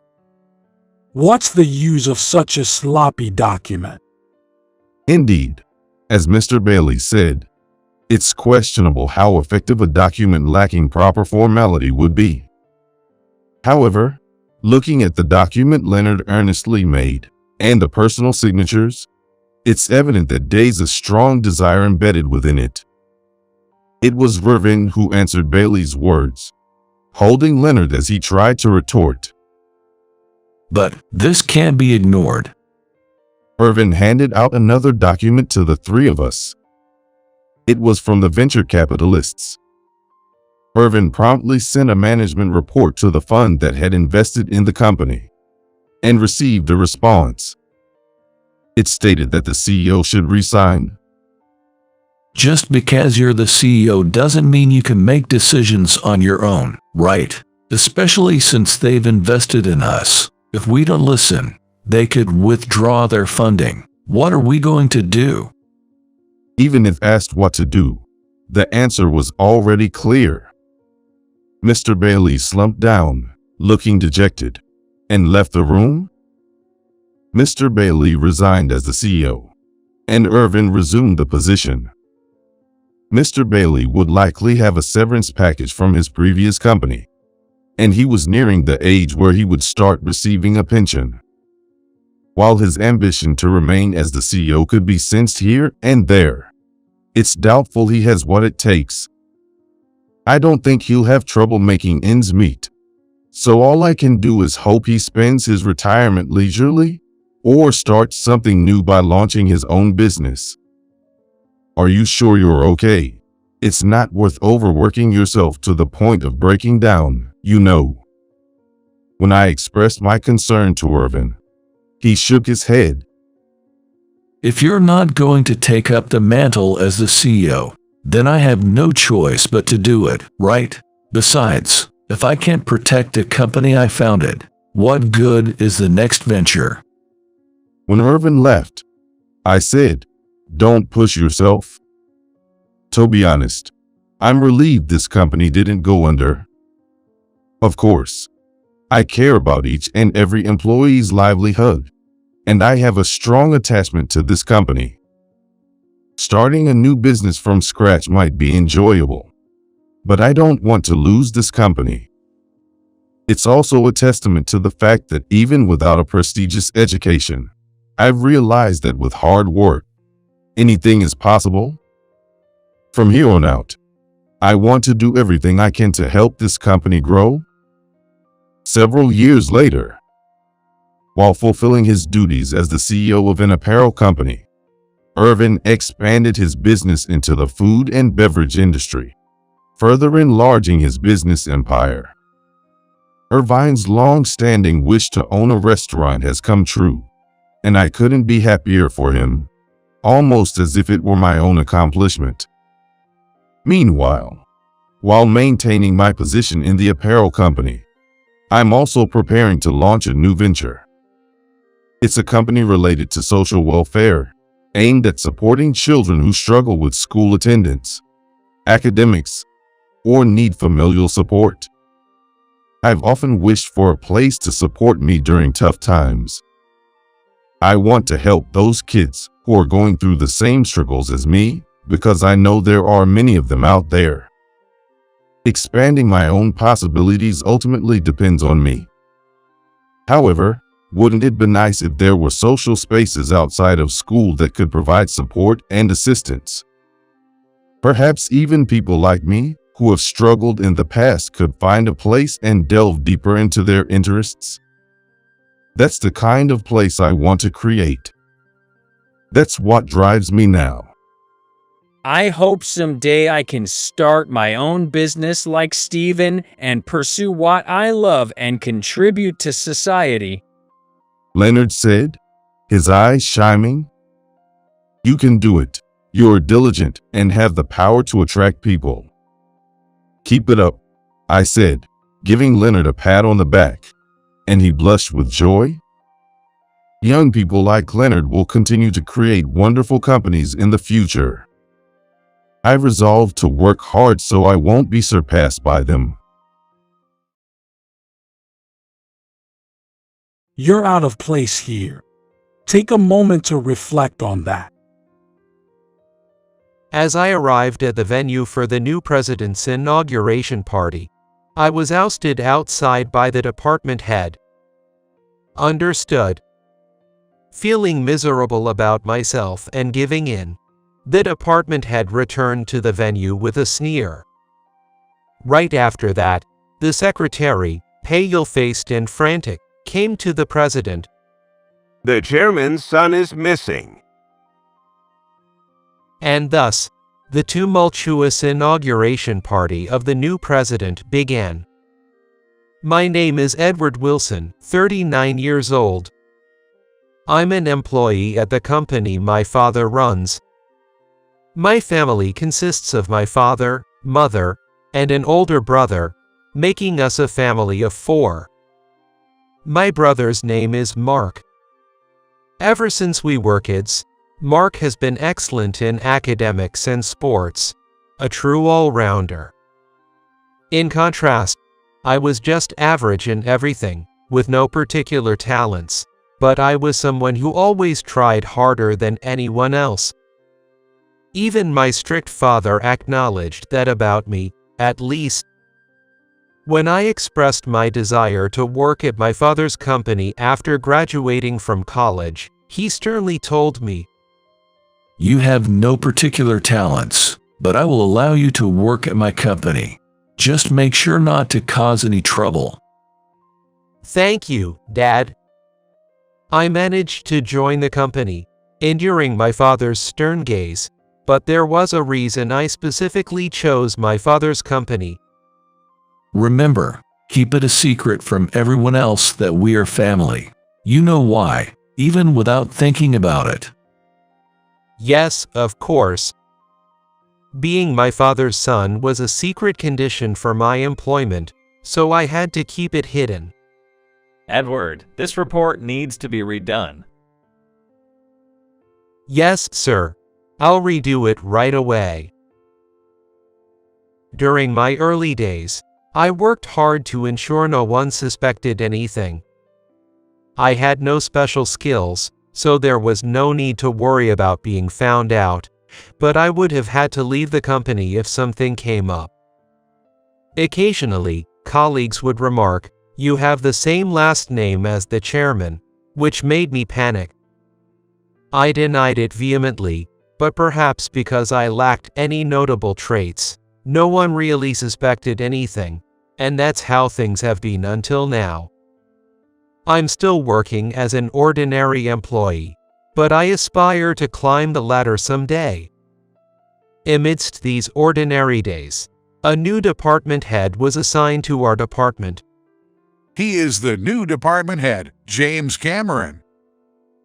Nice to meet you all. Looking forward to working together. As James greeted the gathered employees, I couldn't help but feel uneasy seeing his plump, smirking face. Sure enough, when James met my gaze, his smile deepened even further. It was as if he had spotted his prey. I involuntarily averted my gaze, hoping nothing would happen after James's introduction ended. However, just as I was about to get back to work, the president called out to me, "Edward, can I have a word? I have a meeting later, and since you've been here for years, I'd like you to show James around the company." Me. I was taken aback by the sudden request, but the president was really begging for it. "I know you're busy with your own work, but please, I'm counting on you." After being pressed like that, I finally gave in, thinking showing him around wouldn't be too hard. All right. "Can you do it? Then I'll head to the meeting." The president left briskly, almost as if pushing the responsibility onto me. I had wanted to avoid James as he seemed intimidating, but it wasn't so easy to get away. Edward, right? Thank you for the tour. Yes, please follow me. Feeling like James was mocking me after witnessing my exchange with the president, I reluctantly started the tour. Nothing particular happened during the tour, and I was relieved when it ended without issues. Thinking the bad feeling earlier was just my imagination, I decided to speak up to James. If there's anything you don't understand or want to know, please feel free to ask.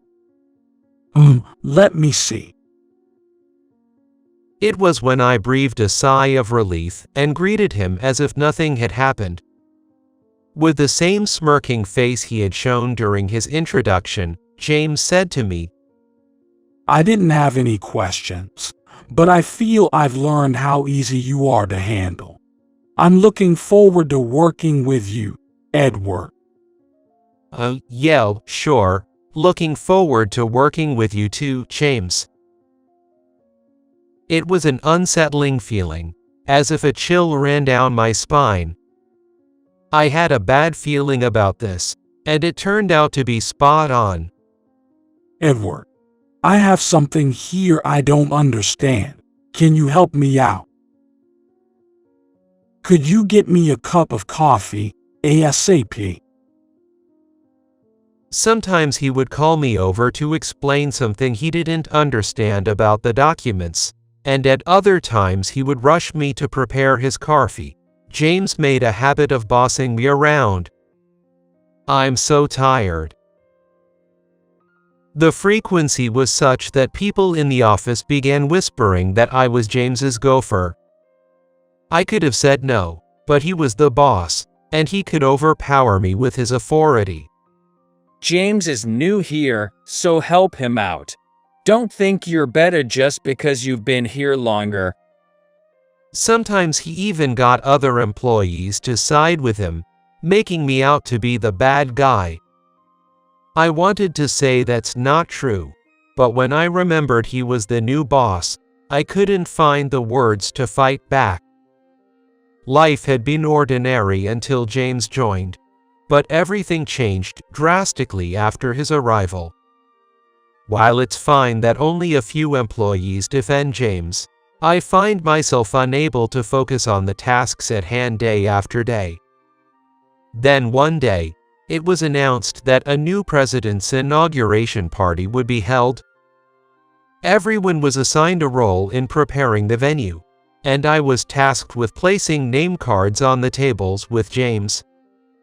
This seems like something Edward could handle alone, right? Right. I can handle it myself, so please leave the place card preparation to me. Knowing I was powerless against James's authority, I reluctantly agreed. I had to prepare all the place cards by the day before and arrange them on the tables at the venue. Despite everything being dumped on me, I was determined to get it done for a certain person. Then, on the day of the new president's inauguration party, having finished my tasks the day before, I headed to the venue. After making sure my suit was in order, I arrived to find the venue lavishly decorated to welcome the new president. It was already filled with employees. The place cards I had set up the day before were properly placed on the tables. I had already checked where my seat was, so as I headed towards my table, James appeared, blocking my way as if on purpose. James, good morning. What's wrong with you? Your seat is over there. Surprised, I thought maybe he didn't know where his seat was, so I attempted to guide him to the table where I had placed his place card. But it seemed I was mistaken, as James looked down on me with disdain. I know that. But the place card you prepared. My place card had this scribble on it. What? Shocked, I looked at the place card James was holding up. Indeed, there was a scribble over it, labeling him as plump manager. Why would this be here? What do you mean why? You wrote it, didn't you? You were the one who set up the place cards, after all. No, that's not true. I didn't write this. Surely someone else must have scribbled on it after I placed it down. I pleaded my innocence, but James was adamant. You did it. Just because I thought you could handle the job alone. I gave it to you, and yet you retaliate like this. Why would I do such a thing? There's no benefit for me in doing that. Enough. Quiet. You just wanted to get me demoted, didn't you? I've seen this kind of behavior at my previous company. With that, James glared at me suspiciously. Before I knew it, the venue was crowded with employees drawn by our commotion, wondering what was going on. Anyway, I will have to discipline you. Leave the venue right now. James pointed at me, indicating I should leave. But I protested.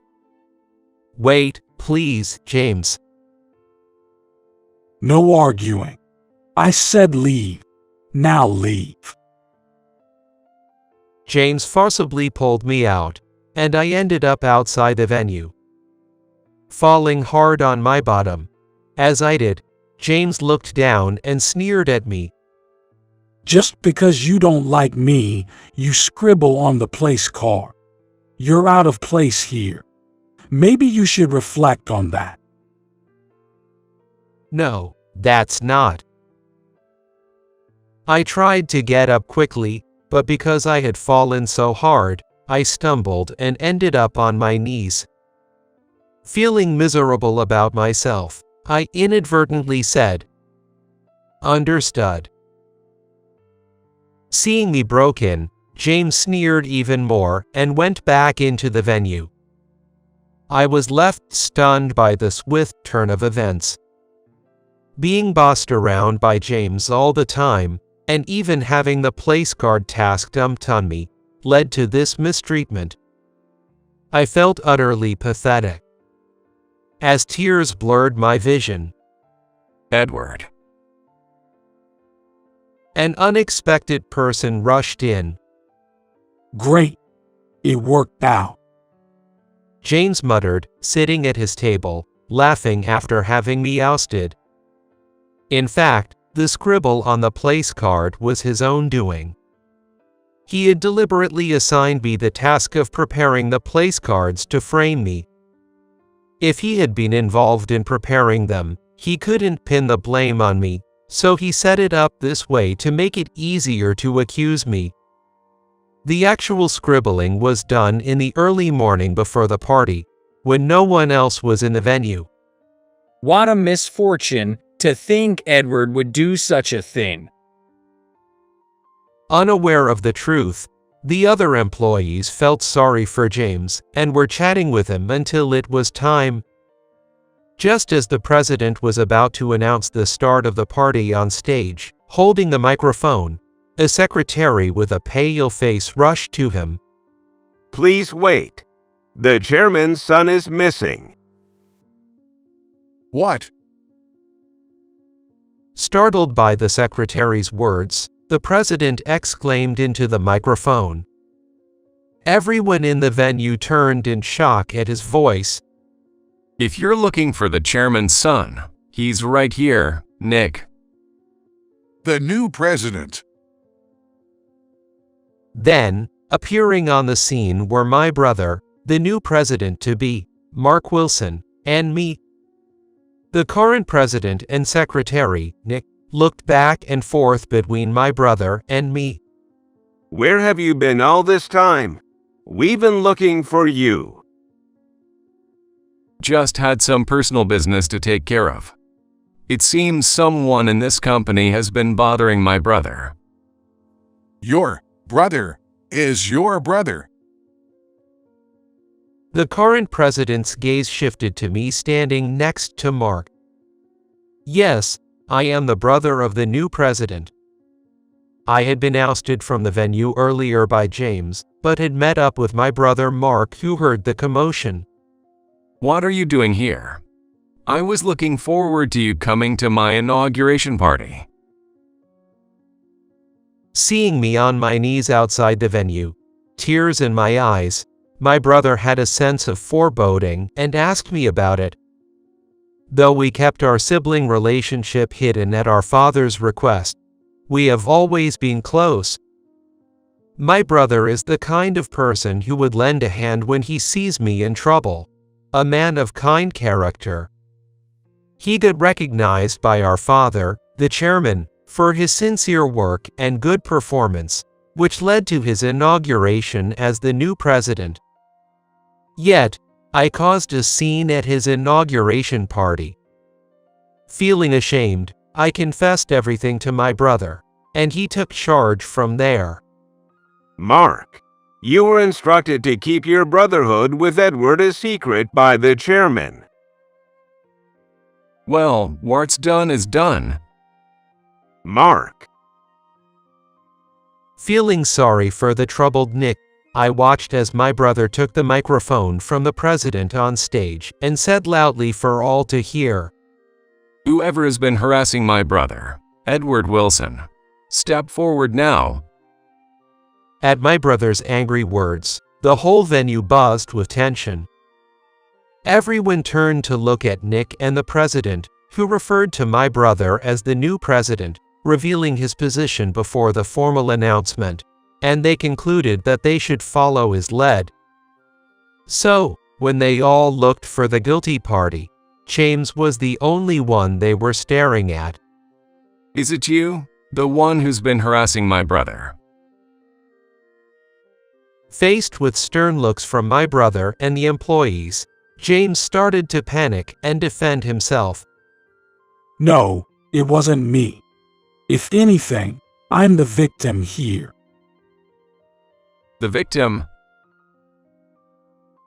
James nodded emphatically at my brother's skeptical response and pointedly displayed the defaced place card. Look at this scribble. This is my place card, but it was like this when I arrived at the venue. And how does that relate to my brother? There's a big connection. Edward and I were assigned to prepare the place cards, but I had an errand, so I asked him to take care of it. James narrated the events leading up to the scribbling to my brother. There were some discrepancies in his story, but I stayed silent and listened until the end. After I asked him, this happened. It's obvious that Edward is the culprit. You really think so? This scribble does say plump manager, but my brother isn't the type to write such messy handwriting. What? Indeed, on closer inspection, the handwriting was rather sloppy. Perhaps because I had been so desperate to prove my innocence, I hadn't noticed that detail. Now that you mention it, Edward's handwriting was neater than what's on this place card. After the handwriting was mentioned, the employees began to speak up one after another, saying it didn't look like my handwriting, causing James to panic even more. Such vague testimony doesn't prove that Edward didn't do it. It doesn't prove he did it either. What are you saying? Mark. As James and my brother's gazes clashed, everyone was wondering what would happen next when Nick, who had been missing, returned to the stage and whispered something to my brother. So, it was a setup after all. What? My brother muttered, then gave some instructions to Nick. James, please watch the video that will be shown on the screen we're lowering onto the stage. Video? What? While James looked shocked, a large screen slowly descended at the back of the stage, showing footage of me diligently placing name cards on the tables. After I had placed all of them, I left the venue. The footage then fast-forwarded, and the date changed to early the next morning, when someone entered the empty venue. On closer inspection, it appeared to be James. His distinctive plump figure was confirmed, and he was sneaking around, looking around suspiciously.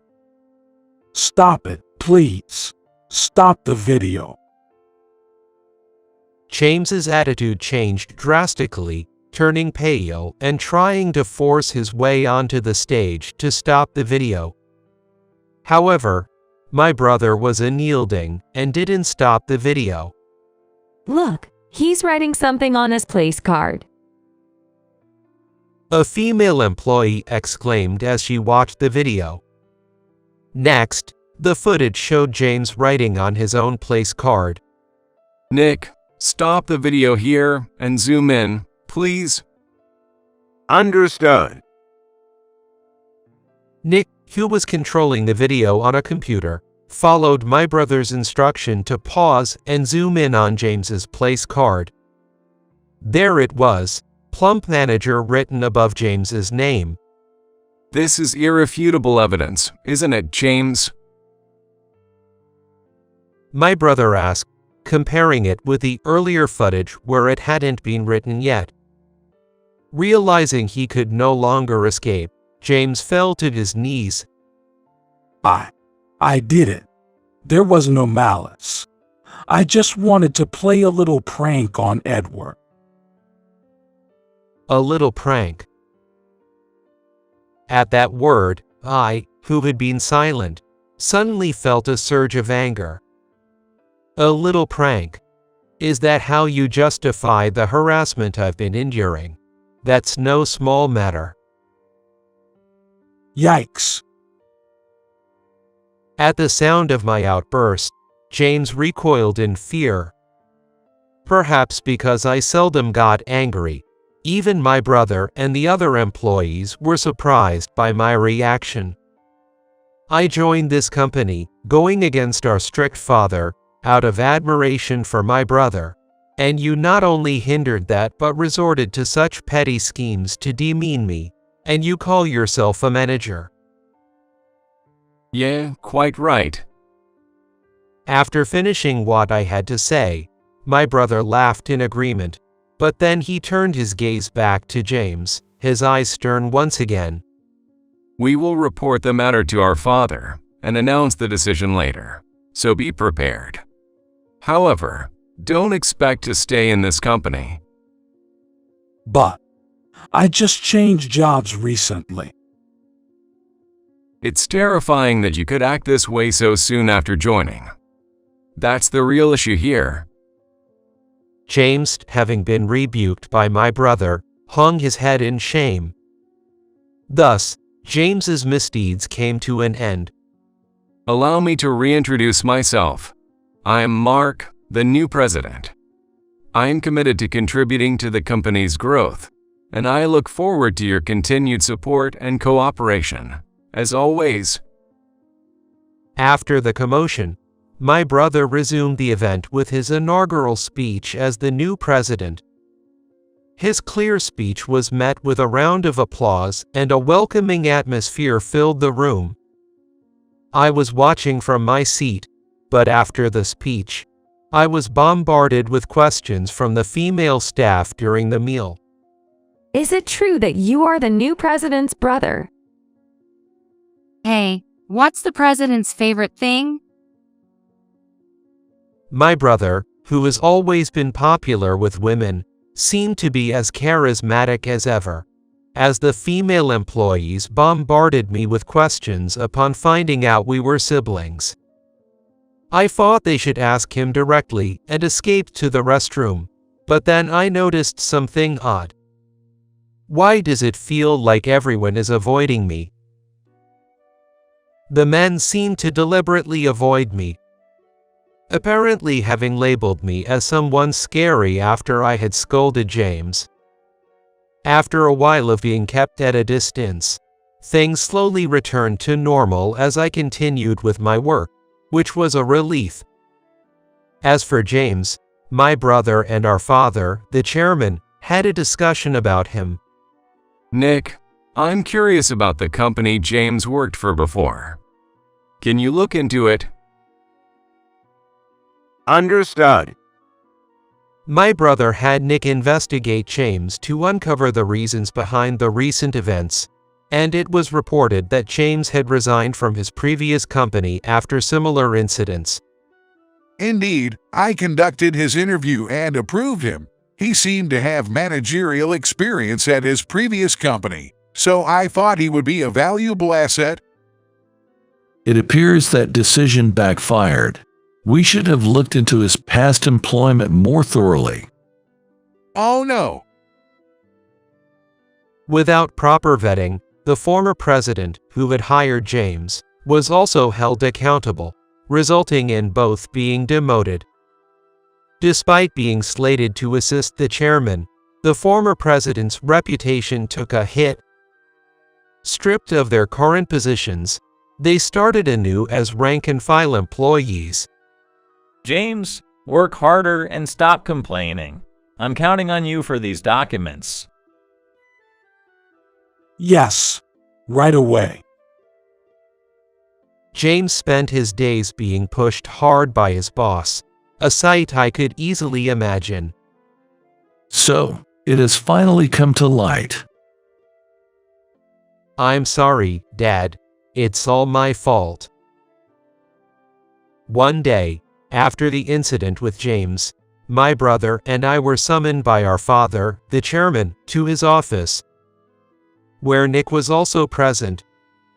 My father seemed concerned that people might find out about our familial relationship between him and me, just as he was worried about the fact that Mark and I were brothers becoming known to everyone at the company.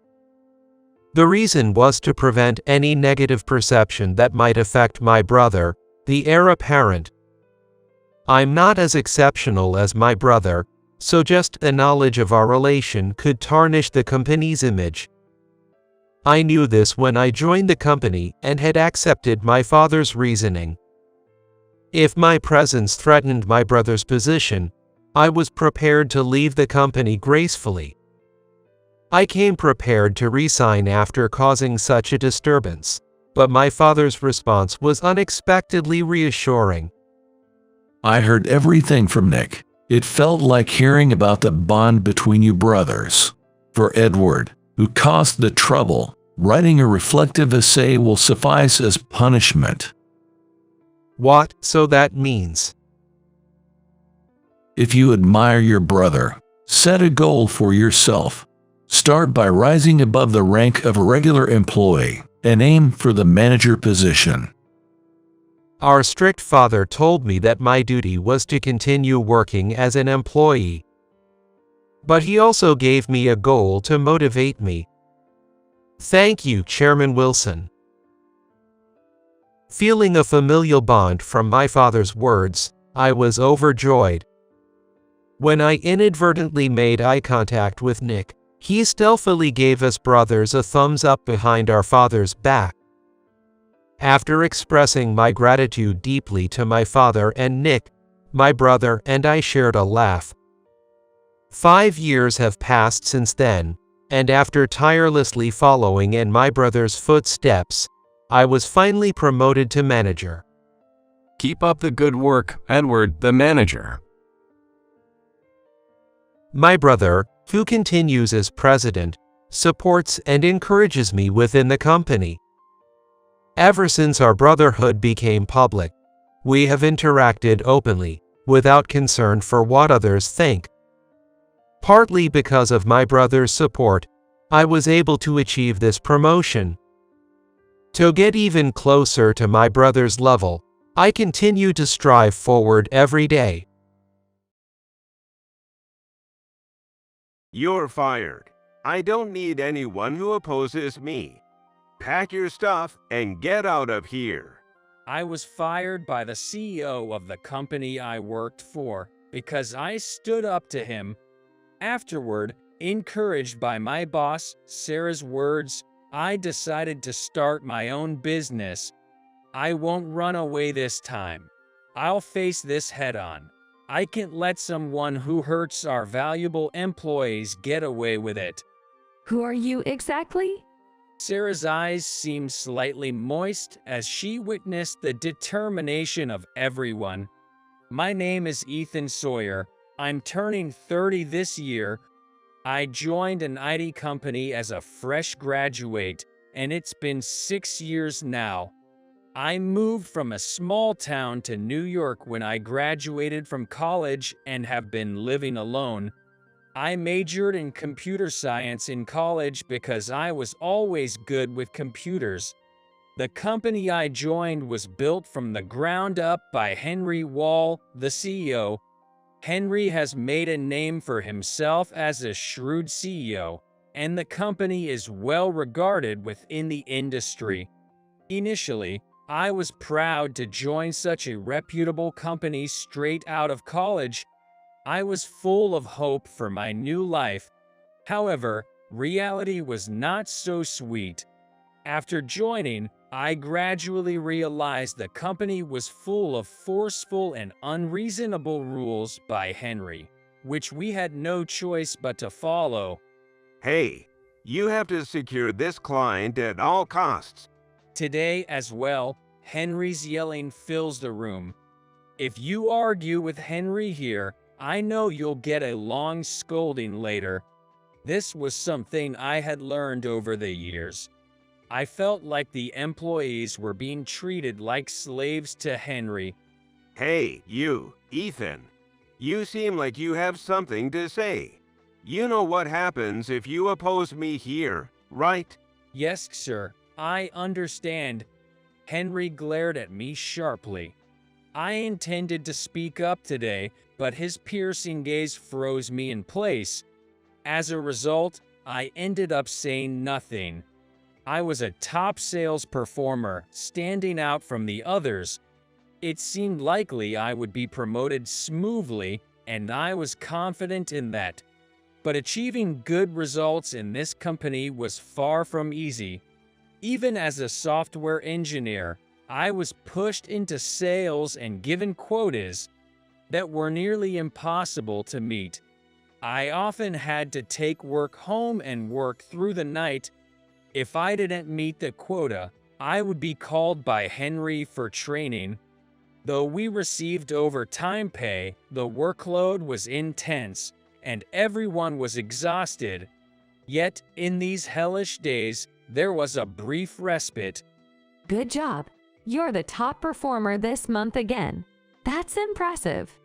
That was Sarah, the manager, offering me a cup of coffee. Thank you. It was just luck. That's not true. It's the result of your skills and hard work. Being praised directly made me shy, and I looked away. Sarah was 6 years older than me. She was not only competent at her job, but also took good care of her employees, and everyone admired her. I am one of those who admire Sarah. She easily meets Henry's unreasonable demands and exceeds expectations. I managed to keep up and achieve results against Henry's challenges, but many employees eventually reach their limits. Honestly, there wasn't a day I didn't think about resigning. However, considering the clients who relied on me and Sarah, I couldn't make a decision lightly. Besides, I love my job as an engineer, and of course, my colleagues all take pride in their work. It was hard to see my juniors leave as if they had lost their sanity because of Henry. I guess I'm just not cut out to be an engineer. During a break, my colleague Alex asked me for advice. That's not true. I can vouch for your skills. You should have confidence. I said that sincerely, without any deceit. Alex had high abilities and was a valuable asset as an engineer. However, his communication skills were extremely poor. When he first joined, he didn't talk to anyone and just worked on his computer, becoming isolated. As Alex's mentor, I was chosen, slowly closed the distance between us over a year, and finally, we started talking. To my surprise, I discovered his friendly side and his intense passion for work, leading us to spend nights talking about our jobs. However, Alex struggled with sales and became increasingly pale as the monthly departmental reporting meeting approached. On the day of the monthly reporting meeting, Henry was frustrated with the recent lack of sales performance. As usual, the meeting started with a long speech from Henry. He pointed out the unsatisfactory situation with a grimace. Sometimes, he would mix in tales of his past exploits or bragging, singling out someone for public reprimand based on his mood. I really hated these moments. It was no different from bullying. All I could hear were shouts, with no substance to the words. And that day, Alex was Henry's target. He was made to stand in front of everyone and was scolded for an extended period. His humanity was even denied, making it unbearable to watch. However, no one dared to speak up, because doing so could make them the next target. Listen up. Someone gloomy like you doesn't deserve to live. I'm sorry. But the moment I heard these words, I found myself standing up unconsciously. I could feel my blood boiling. All eyes turned to me, but I couldn't care less. Enough is enough. There are things you should and shouldn't say. Before I knew it, the words were out of my mouth. Once I started, I couldn't stop. What? You have a problem? I don't think there's any need to go that far. Henry, with a fierce demeanor, turned his glare towards Sarah. Hey, can't you control even one of your colleagues? That's your job, isn't it? I'm sorry. It seems he got a bit too heated. It's not his true intention. Sarah apologized to Henry on my behalf. While feeling sorry for her, I faced Henry squarely. Today, I shall try to express my opinion. More than anything, I've been on top of this company. There's no reason I shouldn't be allowed to express an opinion or two. I convinced myself internally and spoke up. With all due respect, Henry, the approach you're advocating might not be feasible in today's era. That's just your excuse. If you target the client when they're vulnerable, it will surely lead to sales. That's how I've built up this company. I think that approach might be increasingly counterproductive nowadays. Actually, that's probably why our sales have not been doing well lately. Wait a minute, Ethan. Sarah worried and called out, but I continued undeterred. With compliance becoming stricter these days, maybe it wouldn't hurt to try a more conciliatory approach with our clients. Hey, are you questioning my methods? Since when have you been so bold as to talk back like that? Henry stood up, slamming his hands on the table. His eyebrows were furrowed, and his face turned red with anger. You seem to be under some misunderstanding. No matter how good your work is, you're just a pawn in this company. He sat back down with a thud, crossing his legs. And I'm the one who moves the pieces. In other words, anyone who can follow my orders has no right to work here. His harsh words came rapidly, and he continued, You're fired. I don't need anyone who opposes me. Just pack your stuff and leave. Henry glared at me. His brows furrowed deeply, making his handsome features seem even more ruthless. Wait a minute, please. Sarah raised her voice against Henry's firing decree. What, Sarah? Do you have a complaint as well? Fine by me. I don't need anyone who has objections to my decisions. It's too much to fire him on the spot. Henry cut her off with a smirk. This happened because of your lack of supervision. I'll be expecting a report later. With that, he ignored me completely and started flipping through his documents. That day, I decided to leave the company, but I had no regrets. Ignoring Alex in that moment would have been truly regrettable. After completing the resignation procedures and as I was leaving the company, Sarah called out to me, and I turned around. Sarah, thank you for everything until today. As I thanked Sarah, her voice was filled with sorrow. You didn't have to leave. I'm really sorry. As your supervisor, I failed to protect you. This time she apologized to me. No, this is for the best. I couldn't look her in the face and left the company. As I exited the entrance, someone was waiting for me. I'm coming with you. Alex, with a large cardboard box in his arms, was determined. If anyone was going to be stubborn about this, I knew it would be him.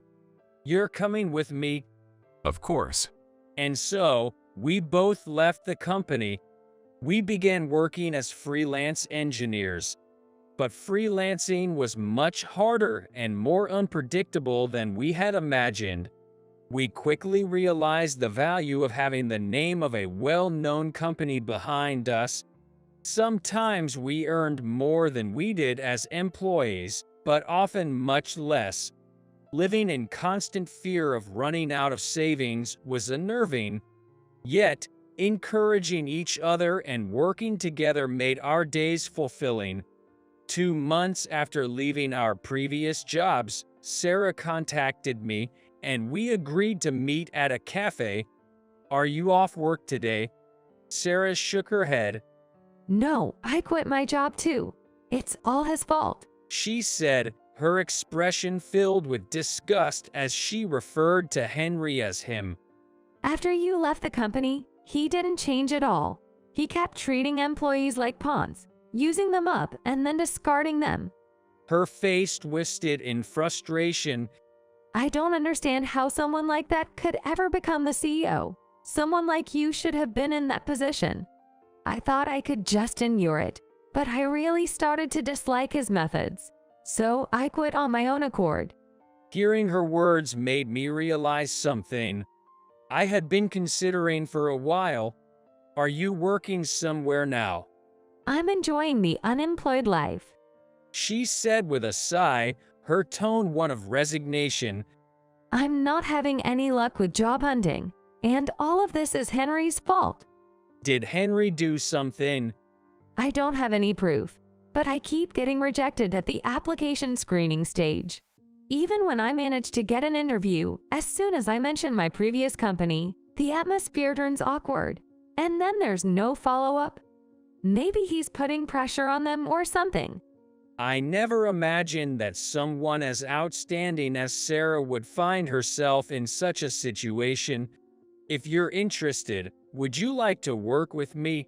That said, I'm planning to start up a company now.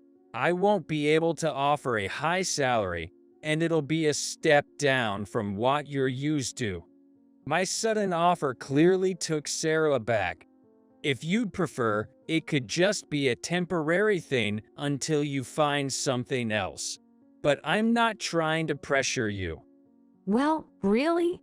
She looked at me quizzically, peering into my face, faced with her beauty, which could rival any magazine models. My heart raced. This is how I decided to start my own company.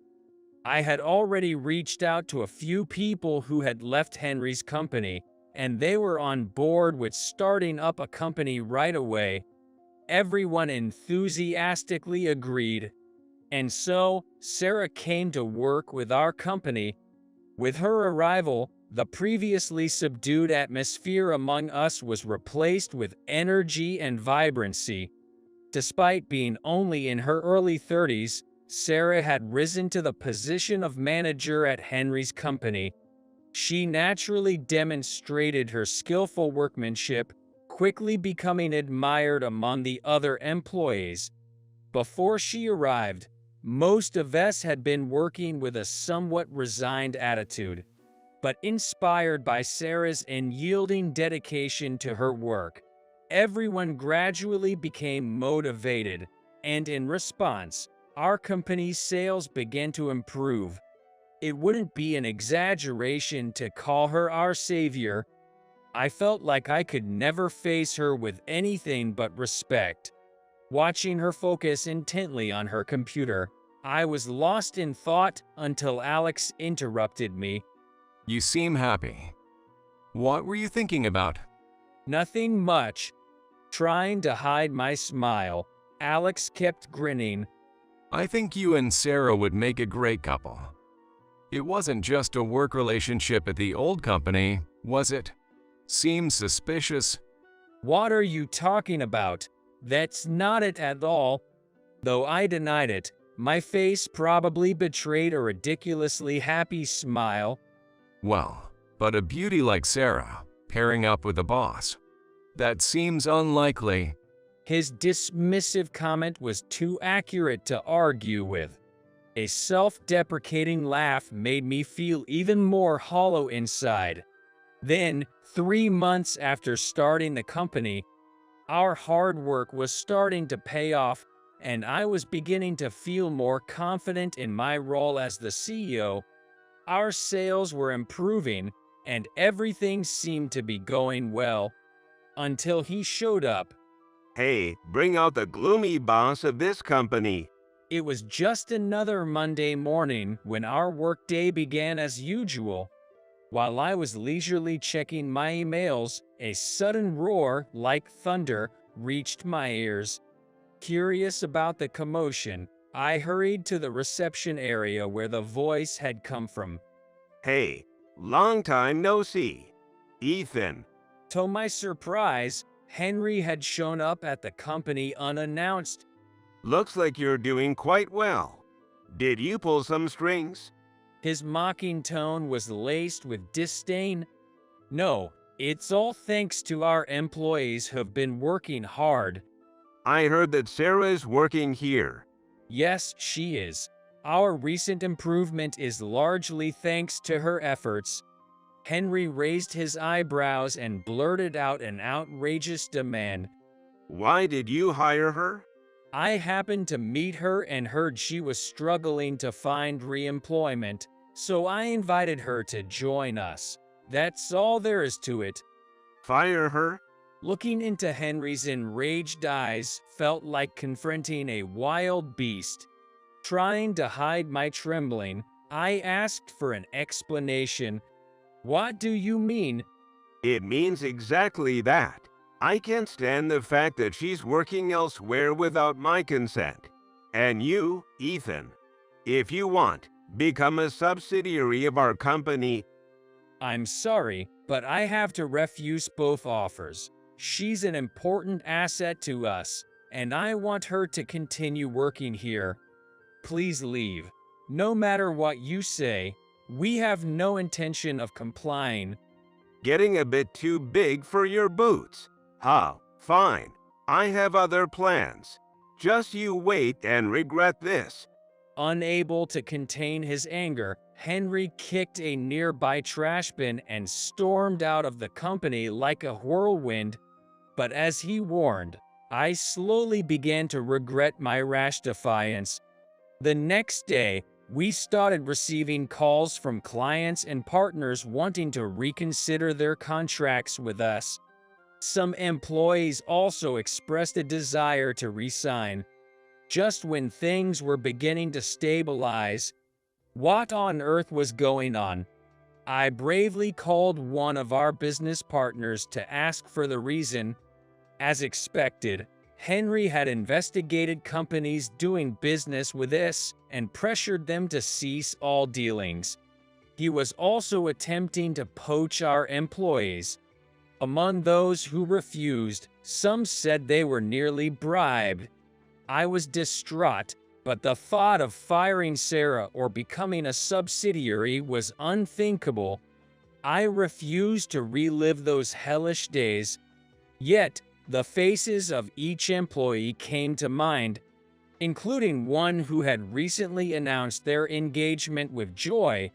While I was wrestling with my thoughts, Sarah stood before me, her expression determined and resolute. This is my fault. Please let me resign. If I go back to Henry's company, this company might be saved. But you're the CEO. You have to put the company first. Cutting off my protests, she rebuked me. As I was at a loss for words, the sound of several footsteps approached, and the door burst open. Sarah, what are you saying? You can't leave. Why should you have to? Encouraged by everyone, I faced her and said, "They're right. There's no need for you to leave. But the fact that we're in this situation is undoubtedly my responsibility as the CEO." I clenched my fist as if making a vow. I won't run away this time. We'll face this head on. We can't let someone who hurts our valuable employees get away with it. Yeah. Let's show them what our company is made of. If we don't stand our ground now, when will we? Inspired by my words, Alex and the other employees raised their fists in solidarity. Seeing this, Sarah's eyes seemed to moisten slightly. United as one, we visited each company that had withdrawn their dealings with us, one by one. Being turned away at the door wasn't a one-time thing. Fear of Henry's influence was so great that merely hearing our company's name would often result in apologetic rejections. Even so, everyone worked hard to get the deal back and opened up new business partners. The pressure was beyond what we could have imagined, and the damage was so severe that at one point, Our survival was in jeopardy. However, everyone did their best without a single whimper. I thought about what I could do, immersing myself in system development and sales. Thanks to everyone's hard work, our revenue gradually increased, and when we reached our peak annual sales, we shared our joy hand in hand. Around this time, the system I developed became a huge hit. It caught the industry's eye, and companies continuously approached us wanting to make deals. When the company had found its footing, Sarah, staying late as she used to, brought me a cup of coffee. To think you stood toe-to-toe with Henry. Who are you exactly? It wasn't me alone. It was all of us working together. I was about to sip my coffee, feeling confident we had scored a significant victory over Henry. One day, as soon as I arrived at work, the reception area was unusually noisy. When I rushed over, I found Henry there. But his usual arrogant demeanor was gone. He seemed to be in a lot of trouble. Do you need something again? Please, could you come back to us? The gap you and Sarah left was huge. He approached me with an unprecedented level of humility. Please, I'm begging you. Since you left, our sales have only plummeted, and we can't seem to get any work done. I've come to realize you were indispensable to us. As I was about to refuse, Sarah appeared. From a distance, I could see Alex looking over, worried. Now, I was not the same as before. I had a place to protect, and people to protect. I braced myself to confront Henry again. Hey, Sarah, I've been waiting for you. I was wrong. Please, come back to us. Henry talked to Sarah. I'll double your salary, anything. Just come back, will you? Despite the underhanded things Henry had done, he still wielded significant power in our industry. The scale of his company and the value of the Henry name were immensely large. It seemed absurd for someone as talented as her to work in such a small company forever. I waited for Sarah's response, but she, unfazed, simply said, I refuse your offer. Both Henry and I were taken aback by her unexpected reply. I appreciate your recognition, Henry, but it's not about the money. Sarah continued with a fierce look, her quiet anger palpable. Could you please not interfere with us any further? I apologize for everything that's happened. So please. Henry looked at her with pleading eyes, but perhaps realizing our firm resolve, he slumped his shoulders and left the scene. For a while, a heavy atmosphere lingered in the office until Sarah clapped her hands, dispelling it. Let's get back to work. Boss, don't you have a meeting later? We'll be late if we don't start now. Let's all get ready. With that, she smiled gently. Later, I heard Henry's company, unable to manage without us, plummeted in credibility and eventually went bankrupt. Henry, who had been rumored to be unscrupulous from the start, lost his position and honor completely. He seemed to have focused on making a comeback until the end, but Henry's misdeeds had become well known among peers, resulting in even banks refusing to deal with him. With the bankruptcy, we suddenly stopped seeing Henry around our company. Rumors have it that he's been working multiple part-time jobs from dawn till dusk to repay the debts left when the company folded. However, his pride as the former CEO and constant disputes with colleagues seemed to get in the way. Thus, he kept changing jobs, and now, no one knows where he is. The real victims, though, were the employees affected by the bankruptcy. Despite the collapse, The company had long been recognized as a major player, housing many talented employees. Even after Sarah left, it seems that employees who admired her stayed in touch and occasionally reached out to each other. Some of them came to us saying, "If Sarah is here, then it's good enough for us." It was just when our company was stable. It was a stroke of luck, especially since we were considering recruiting more staff due to business expansion. Unlike before, when I was constantly worried about tomorrow's finances, I've been able to manage the company with more ease. Remember when Henry barged in, demanding we return to his company? I've always wondered why you refused. Why did I refuse? Simply put, I disliked Henry's company. I couldn't help but smirk at Sarah's words. Well, that's true, but I've been wondering why you decided to stay with our company. It's a question I've had for a long time, considering other companies would want someone like her, not just Henry. I was genuinely curious why she chose to stay with a small startup company we were familiar with. Because, Sarah, you're highly competent. You'd excel even in much larger companies than this one. Then, she sat down on the sofa and began to share what she had kept to herself. When I was at the previous company, I had many grievances about the way things were done and the rules. But I couldn't speak up because I didn't know what would be done to me if I did. She looked at me directly. You had the courage to stand up to Henry. Although it resulted in being pushed out of the company, to me, that was admirable and made you look cooler than anyone else.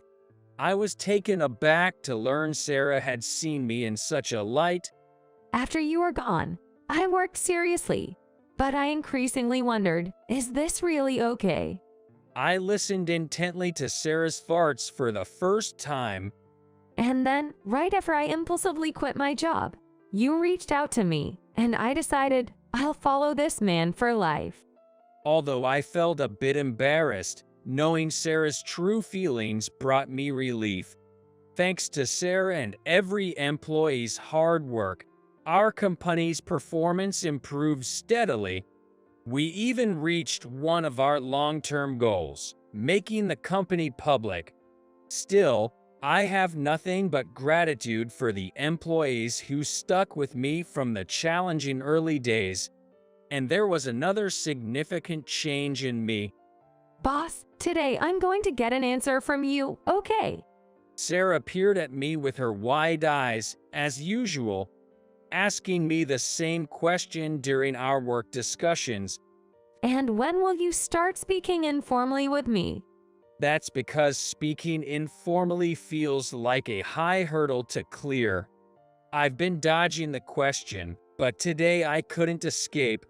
Scratching my head, I tried to find a way out of this situation. Suddenly, she stood right in front of me, determined. I want to make things clear. What do you think of me? I won't move from here until I hear your answer. She puffed her cheeks cutely. Well, I think you're a wonderful person, well-liked and competent at your job. Truthfully, I was deeply attracted to her. She was not only competent and beautiful, but also humble. Her compassionate and diligent nature towards everyone made me gradually drawn to her. However, I thought a worthless CEO like me didn't match up to her. So, I decided to keep those feelings to myself, intending to act solely as an employee. But being pressed like this, my resolve was wavering.